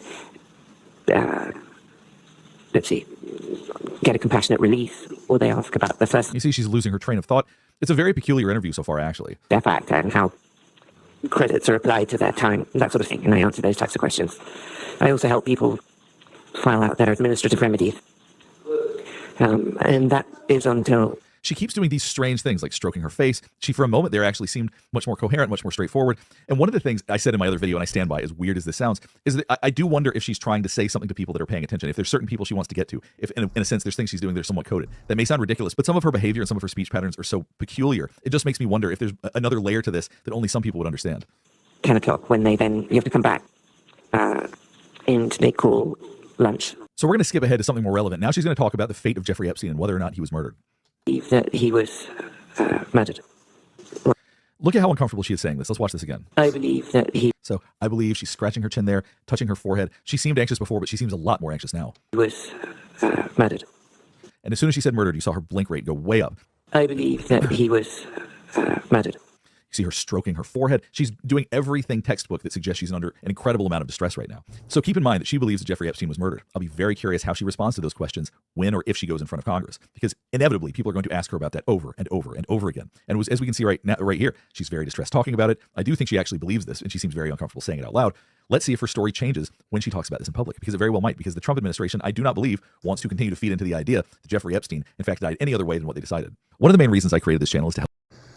Yeah, so I don't know. She's kind of like all over the place. She can't keep her thoughts together. She didn't even know what she did at work, really. She like struggled like to come up with, okay, I do this or that or whatever. And no one did really how it happened.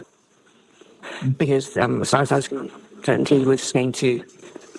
I was sure he was going to appeal, and I was sure that he was covered under the non-prosecution agreement. Now look how straightforward and clear she is talking about these things. She's talking about a memory she had, something she's thinking about, her belief about what Jeffrey Epstein would do. She believed he would appeal. She seems very direct and straightforward. We don't see any distress right here as she's talking about this. So once again, this backs up the idea that she truly believes that something happened to him. That he was covered under the non-prosecution agreement. But I wasn't in the indictment. So I wasn't mentioned. I wasn't even one of the token conspirators. I obviously wish I'd never met him. You know, looking back now, I probably wish I had stayed at. So as she's talking about, I wish I'd never met him, she's rubbing her eye. There could be some truth to that. She may feel distress about that and think that she wouldn't be in this situation had she never met him. You know, looking back now, I probably wish I had stayed in England. But leaving that aside, you know, I tried to leave and start another new job and move on from the end of '98. Now we're seeing her body language change a little bit. This part may not be so true. You know, I tried to leave. She's more hesitant as she's speaking. She's touching her lip. She's looking away. Start another new job and move on from. She put her hands down. This part isn't that interesting. She does say something interesting about Bill Clinton. Yeah, because I didn't know that he was so awful. So you hear her laughing when she says this. It really does two things. One, it helps mask how she actually feels. You see people laugh all the time. You saw with Bill Gates and Prince Andrew laughing when they talked about Jeffrey Epstein's death. They were trying to mask how they felt about it. In addition to that, it helps minimize it so it seems like it's something trivial. Assalamu alaikum. Are you thinking about buying a franchise business? Yeah? Don't. Oh. Okay, good. It was so awful. Now we know we don't want to do that. Now, yeah. Looking back with That's all I needed. Of course, but at the time, I mean, he had lots of friends and he was friendly with.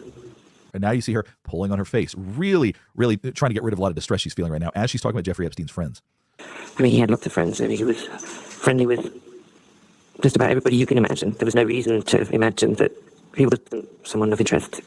So right here, you hear her talking about he's got powerful friends. Why would anybody believe he was this bad guy? And things like this, not only does it alleviate stress, but those are the kind of moments that I think that she could be signaling things to other people as she's talking about his friends.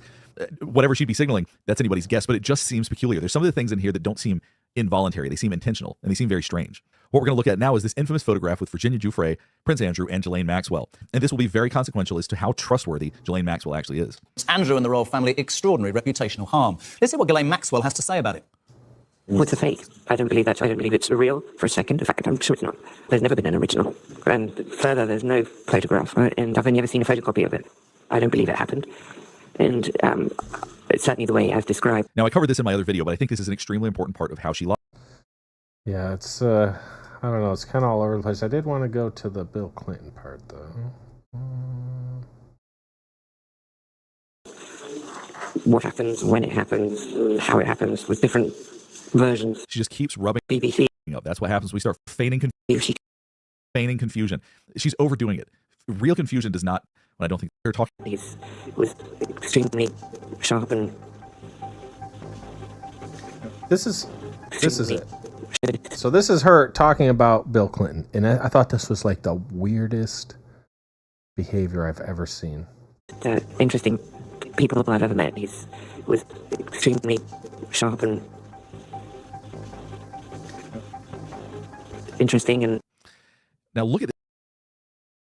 That was just like, she said, he's one of the most interesting people I've ever met. He was really sharp, and then she like went into like trauma, and like, I don't know, she like had to pull herself back out and was just like, he's interesting.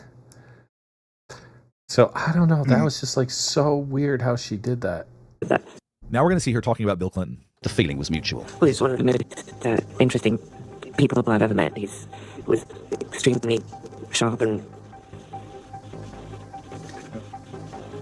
interesting. And now look at this pause right here. So she was being very direct, saying that Bill Clinton was one of the most interesting people she'd ever met. I think that she actually does believe that. But look at this pause. She gets lost in a memory for a minute and then starts having to rub her face to calm herself down. This is, of any part of the interview, by far the most interesting to me. Was extremely sharp and. It's like rubbing her face a lot. Think about the amount of distress you would have to feel to really have to rub your face that hard while looking away. There's something about her connection with Bill Clinton that brings her a tremendous amount of distress. I don't know what it is that's going on in her mind, but she looks like she is retrieving a memory as we speak. Really fascinating to me. Extremely sharp and. Stopped mid-sentence. He was extremely sharp and look at her. She's off thinking about something.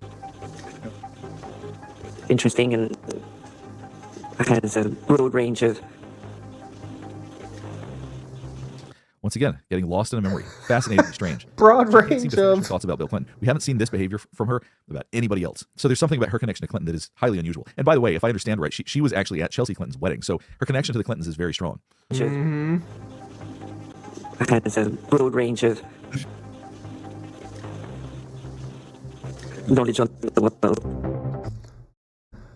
So effectively, she said he's sharp, he's interested, and has a broad range of knowledge of the world. But the way she said it was like she was walking through lava or something. It was like the most traumatic experience of her life. I don't understand it. It was like she kept getting pulled into like a nightmare.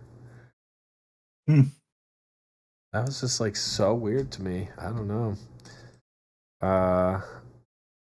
We're going to look at just a minute of this one as well. This is an interview with Jeffrey Epstein. Be here. I'm a clinical and forensic psychologist. Now, the first thing you saw was as soon as he said Donald Trump was a body language expert. And today we're going to be analyzing the behavior and body language of Jeffrey Epstein during a deposition, responding to questions about President Trump. Before we get started with this, a couple of quick things. One, I wanted to make sure you know this is not a psychological evaluation of any kind. These are just my opinions. In addition to that, I do want to remind you to like and subscribe if you want to see more content just like this. All right, let's go. Have you ever had a personal relationship with Donald Trump? Now, the first thing you saw was as soon as he said Donald Trump, Jeffrey Epstein's eyes started blinking. We tend to blink like that when we feel stressed. So immediately when the name Donald Trump was said, Jeffrey Epstein started getting nervous. We're going to go back and we're going to keep watching. Have you ever had a personal relationship with Donald Trump? What do you mean by personal relationship? Before he started speaking again, you saw the eyes flutter again. More and more stress. These are questions he does not want to answer. Trump. What do you mean by personal relationships? Have you socialized with him? So you'll notice the only place you're seeing stress at first is the blinking. And that's because he's being very aware of how he's coming across. So as well as he's controlling the rest of his face right now, the blinking is giving away how much stress he's experiencing. Next thing I want you to pay attention to is his hands and his face. Watch this right here. What do you mean by personal relationships? Have you socialized with him? Yes, sir. Yes? Yes, sir. Have you? Now we just caught something very, very interesting. I actually had to go back after editing this because I caught it while I was editing. And this is really surprising. I don't think he's want you right to on fear. this one. And the real fear, which you'll see. Socialized with him? Yes, sir. Yes? Yes, sir. Watch the corners of the mouth. They go down, and what it can only be explained as fear. Have you trying to say socialized this with is him? a fear face? Yes, sir. Yes? Yes, sir. Have you ever socialized with Yes, sir. Yes? Yes, sir. Have you ever socialized with Donald? And then he immediately follows that up with closing and almost pinning his mouth closed. I mean, look. The duck lips, though. That's an interesting pose. About this. Let's go back and watch that one last time, then we'll keep going. What do you mean by personal relationships? Have you socialized with him? Yes, sir. Yes? Yes, sir. Have you ever socialized with Donald Trump in the... All right, so if you look at each individual hand position, it's so fidgety. If you keep it paused like that for a long time, or if you're sitting like Very fidgety. That's one thing. He's very fidgety right now. And who does duck lips? We touch our lips at constant He's like sound. pinching You'll his also see him lips, covering his mouth right now. We do like this as with way a to hook not say finger. things, to not say something that we want to say. Sometimes you see people withdraw their lips. Right now, he's physically covering his mouth. So there's definitely things that he does not want to say right now. That is very clear. Yes, sir. Yes. Yes, sir. Have you ever socialized with Donald Trump in the presence of females under the age of 18? All right, now we're catching a lot here. If you're watching his eyes and you're watching his hand, that's really where we're seeing everything right now. Now, oftentimes when we talk, we raise our eyebrows to bring attention to our face. You're not seeing anything like that because he does not want you to be paying attention to him right now. He's trying to hide as much as he can. So you see the hand covering the mouth. That truly is to obscure, one, the view of the face by a little bit. It doesn't obscure it entirely. But also, once again, that's his unconscious desire to not say anything. He really does not want to express what's going on in his mind. Second, continue to watch the eyes. There is a specific rhythm to the way that he continues to blink his eyes. Watch this again. Just watch all of this and just pay attention to his eyes. Socialized with Donald Trump in the presence of females under the age of 18. Did you see how many times he would stop and start blinking really quickly? I've watched as much Jeffrey Epstein footage as is out there, and he does not always do this. Though I'd like to answer that question, at least today, I'm going. And then he goes into that. So I don't know. It's interesting how fidgety everyone keeps getting around all these topics. Yeah. Looks like we have a couple people joining us on Twitch. Leave some comments. We'd love to chat with you all today. Just reviewing some Epstein stuff. Got a couple last things, and then we're going to get out of here. So this one, I kind of agree. I think it makes a lot of sense what's going on I'm here. a clinical and forensic psychologist, as well as just like this. All right, let's go. Now, if you've been watching my coverage of Epstein, you'll see that I have already analyzed quite a lot of footage from this night. However, there's a segment that I have not covered, and when we combine that with the DOJ's report, which we are also going to review a little bit of, I think we have found Jeffrey Epstein's killer. And by the time I'm done talking about all this, I think you might come to the same conclusion. All right, let's just jump right in. So where we're starting is about a minute before we spot who I believe is Jeffrey Epstein's killer. Right now, you can see that one of the officers, her name's Officer Noel, her name's going to come up a few times, so I want to go ahead and tell you her name. She's sitting at the desk where the officers sit. You're going to see her get up in a minute, and it's going to be important that you see where she walks. Because if you're to understand the layout of this place, if you look right here, that's a staircase. You're seeing just a sliver of it. That's a staircase that leads up to what's called Tier L. And Tier L is where Jeffrey Epstein is housed. We're going to look at a picture of Tier L later, but right now you can see Officer Noel is getting up. And as you watch, she walks right off the screen. Clearly, she didn't walk up the stairs. I paused it. Clearly, she did not walk up the stairs. She walked directly off. We're going to watch that one last time so you can see what that looks like. All of this matters. Just bear with me. It's so hard to see. It's important to watch it a couple of times. Okay, so she just walked off. So what we're going to do now is skip ahead about a minute so you can see this orange figure walk up these stairs. Now, as you can see, as I pointed out before, clearly Officer Noel did not walk up the stairs. But what the DOJ alleges is that this is, in fact, her carrying either linens or clothes up the stairs, and that must be what we're seeing. But we've got a lot of details around that we're going to get into from the report that make this much more complicated. Let's just jump right in and watch it, and then we'll talk more about it. So here we are, nearing 10:40 p.m. I want you to watch on the staircase. You're going to see what looks like a figure dressed in orange walking up the stairs.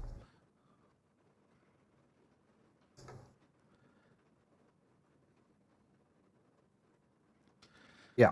So clearly this is the color of their jumpsuits. No question about that. Let's watch this again.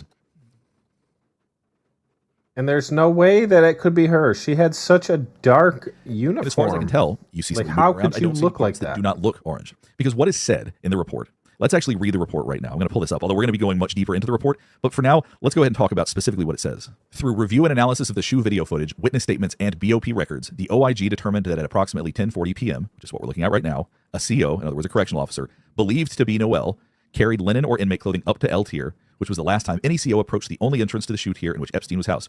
Okay. Now, I dispute that that's what's happening here. One, because it looks like somebody's actually wearing orange. And two, because you're going to see for many reasons why that is inconsistent with what comes next. We're going to watch it one last time, and then we're going to move on, and we got a lot more to look at.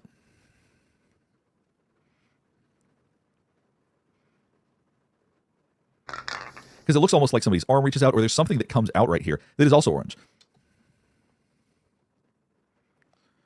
Yeah. I'm going to go through a variety of reasons why I do not believe that that's somebody carrying linens. And even the report by the Inspector General of the Department of Justice says they believe it was Officer Noel. They do not confirm that it is Officer Noel. And when we go over the details, you're going to see why that seems even flimsier. Now what we're going to do is we're going to skip ahead to the next time we see somebody come in frame. Now I want you to keep in mind. So I don't know, like, how they could again, it was very clear when you saw her walk over here. She's super dark uniform, whatever, and she walked off this way. And then someone, obviously in orange, went up here. That seems pretty clear. And then they're going to say she was bringing, like, new clothes to him. It's like, okay, well, did she put the clothes on and then walked him up there? Like, this, like, what are you trying to say? And then I'm going to skip ahead because he talks about a bunch of stuff, but effectively on the, well, let's take a look at the layout so you can see what it looks like. SHU staff members do not conduct the 4 p.m. or 10 p.m. inmate counts. After approximately 10:40 p.m., SHU staff members do not conduct the required 30-minute rounds. Just keep in mind, they're saying that the 4 o'clock and 10 p.m. inmate counts did not happen. If you just want to understand how this is all organized right here is where. So that's a desk where she walked off from and went this way. And if they went up here, like we could see it on the camera. Oh, there are the stairs. I see. Because it's like literally like right in front of the desk, right? Like it's like kind of touching almost. So she walked off this way. If they had gone up the stairs, and we get a different picture of this later to make it even easier to see, but you can see like this. If she'd gone this way, it'd have been pretty obvious. But literally, she could have went anywhere over here. And supposedly, she went to a whole new building to count the prisoners in the other area, but didn't count the ones that were in her own area. That's kind of the story. That makes no sense. Okay. Yeah. That's sussy. Officers sit. L tier is right there. You can see this teeny little staircase right here that leads up. So look here at the stair. Now I want you to look at the way that this is set up right here. So there's one staircase leading down to M tier, and there's a staircase leading up to L tier. It's not all that wide. If you really hug the right side of it, you could avoid being spotted on that camera. That would not be that hard to do. And then you can see where it leads up right here. Now, as I pointed out earlier, it looked like somebody either put their head out or put an arm out, maybe even leaned over, which would help them see if anybody was seated over here or if there was anybody that they weren't aware of down here. And then that leads right up into L tier. So think about this. It's claimed that Officer Noel walked up there at 10:40, but we never saw her come back down. I looked as best as I could. Unless she was avoiding being seen coming back down, we certainly didn't see her walk down. And we didn't see her walk down with linens. If the linens were spotted going up, they would be even more visible coming down because they would be in front of her. So what happened to the linens and the clothing that allegedly she took upstairs? It doesn't add up. It doesn't make any sense at all. And if she did give them to somebody, that's not indicated here because nobody indicates that they received any of those things. So here's what I was talking about, how. So yeah, supposedly she was bringing linens to him, and he ended up, when they found him anyway, he had too much. Like, so they brought extra for some reason. So like none of the reasons even make sense. But then on the 73 on the count slip, but she did not remember if she or someone else had written +1 on the count slip, and she did not know why +1 was on the count slip.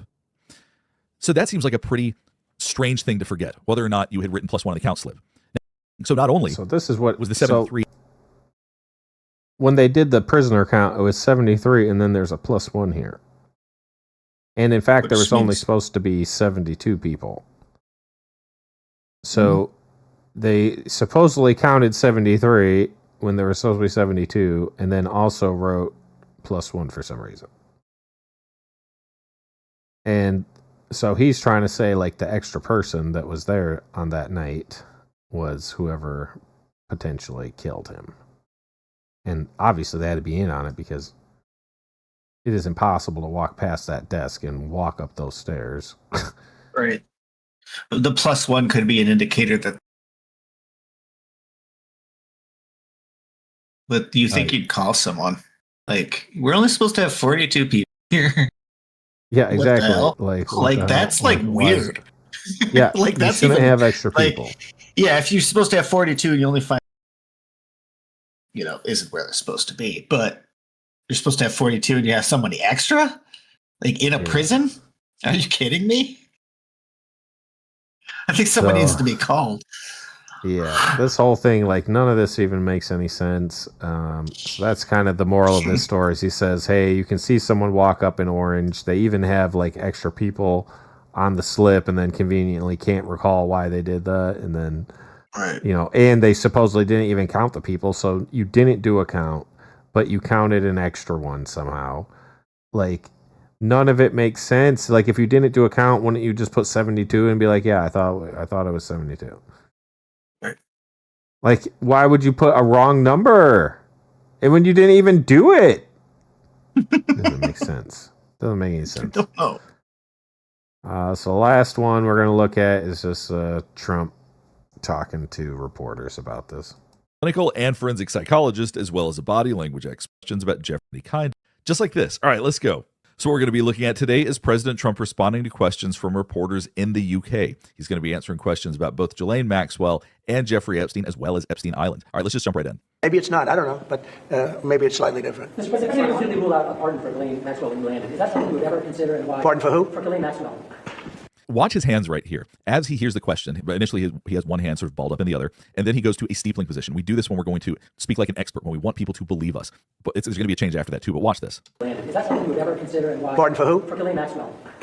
Well, I'm allowed to give her a pardon. But So he went from being in a steepling position where he's going to speak as an expert to crossing his fingers, which is a lot less committed, is a lot less confident. And I say that because he's somebody who steeples a lot. He does this very, very frequently. So the fact that his fingers interlock immediately, I think suggests that maybe there's a little bit of defensiveness with the answer he's preparing right now. nobody's approached me with it. Nobody's asked me about it. It's in the news about that aspect of it. But and he also said about that, he's not repeating what was said. And oftentimes when people are being deceptive or when they're trying to avoid something, they don't repeat the offending phrase. They don't state back what it is they're trying to avoid. So it sounds like he's trying to really avoid engaging with this question at all. nobody's approached me with it. Nobody's asked me about it. It's in the news about that aspect of it. But right now, it would be inappropriate. And then you saw the one shoulder raised before he talks about it being inappropriate. Now that tends to signal that somebody's feeling uncomfortable. They're feeling uncommitted to what they're saying. That aspect of it. But right now, it would be inappropriate. So as you can see, his right shoulder lifted up much higher than his left. So that was more of a one shoulder shrug. Talk about it. So And then there was a look of disapproval immediately following that. right now, it would be inappropriate to talk about it. So. That look right there. He's unhappy getting these questions. Your opposition to offshore wind is well known in Scotland. Wind is a disaster. But in Scotland across the UK, wind. So as you can see, after he responded to that question about Ghislaine Maxwell, he opened up. He's emphatic again. He's got his hands back out again. He wants you to listen again. In essence, he was trying to hide when asked about Ghislaine Maxwell. He didn't want to answer that question. He was referring to it as that question. He wasn't restating, no, I'm not going to pardon her, or I'm not considering pardoning her right now. He wouldn't even say it back to them. So there really is something to that question that is worth continuing to focus on. Now we're going to skip ahead to another segment where he speaks about Jeffrey Epstein. Yeah. I think I heard you say something the other day that the drawing that was the subject of the Wall Street Journal report. I don't do drawings. I'm not a drawing person. I don't do drawings. Sometimes people say, So they're asking a lot of questions that you can barely hear, like, do you think the drawing was fraudulent and all this and all that? Rather than responding to questions directly, he oftentimes tries to back things up with some kind of evidence about what he does or doesn't do. He's done this before, actually, previously. So I want you to pay attention to his body language as he's talking about this, because it's interesting. I'm not a drawing person. I don't do drawings. Sometimes people say, would you draw a building and I'll draw 4 lines and a little roof, for a job. So right now you can see he's leaning forward. We do this when we want to be connected to the person we're talking to. Now, something that we've seen recently is that when he's asked questions about Jeffrey Epstein, he backs up. He gets annoyed with it. He gets frustrated. Right now, there's something about this that he wants to explain. He's telling a story, basically. And this is a very effective way to be compelling. So rather than answering the question and just saying, no, I didn't do that, he's trying to give evidence and explain why he didn't. And this can actually be a fairly effective way to convince people that what you're saying is true. That doesn't mean it is true, but psychologically, it can be an effective tactic. For charity stuff. But I'm not a drawing person. Now, if you notice his hands right here, I know this is a different angle. There's some discomfort in his hands. He's holding his thumb. He's squeezing his thumb a little bit, it looks like. And that's something that we do to soothe ourselves. So I don't think he's enjoying this line of questioning at all. Sometimes people say, would you draw a building and I'll draw 4 lines and a little roof, for charity stuff. But I'm not a drawing person. I don't do drawings. Now, when he said, I'm not a drawing person, you saw both shoulders go up. That's a levitating behavior. We do that when we're allowing ourselves to feel vulnerable. Now, that doesn't mean... So yeah, I don't know. Nobody likes this topic. Everybody gets fidgety, and apparently a lot of people are involved with a lot of power. So that's all we know. Hopefully we'll see where this ends up, but I guess it's nowhere. Yeah, me too. I mean, time kills all momentum, and they're time kills all. It's already kind of old.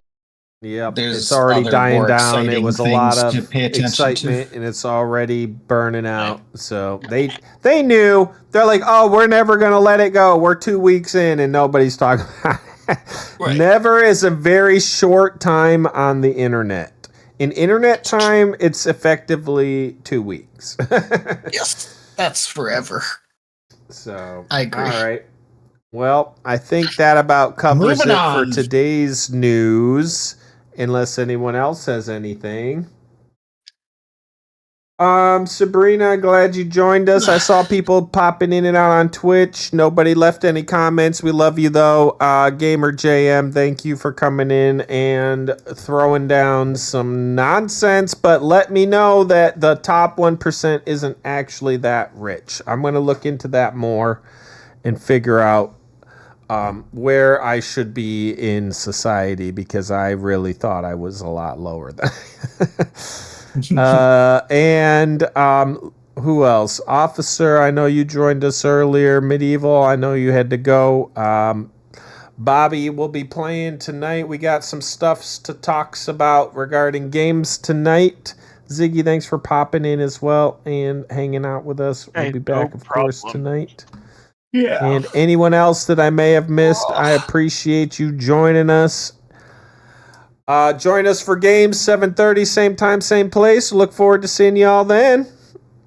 And I'm going to leave y'all with my favorite GONxFREAKS song. Yay, the best songs are about GONxFREAKS. Have a great one, everyone. We'll catch up with y'all soon. Catch you at 7-ish. That's about 3 hours. Yeah, you gotta eat. Is the stage, no bias here, just facts you'll see. In every corner, the world's story will tell. From the streets of Paris to Tokyo's gleam, every city, every voice will hear them. No spin, no hype, just calm and serene. RedNex World News, where truth is supreme. Captain Pav and GONxFREAKS, unbiased crew, bringing you the news without a slew. RedNex World News, where truth takes flight. Every day, every night, we keep it tight.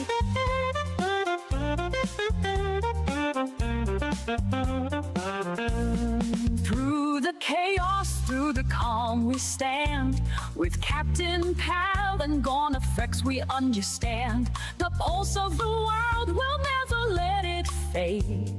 RedNex World News, where truth is made. From wars to peace, from despair to hope, we're here to guide you through the scope. No matter the storm, we'll keep you informed.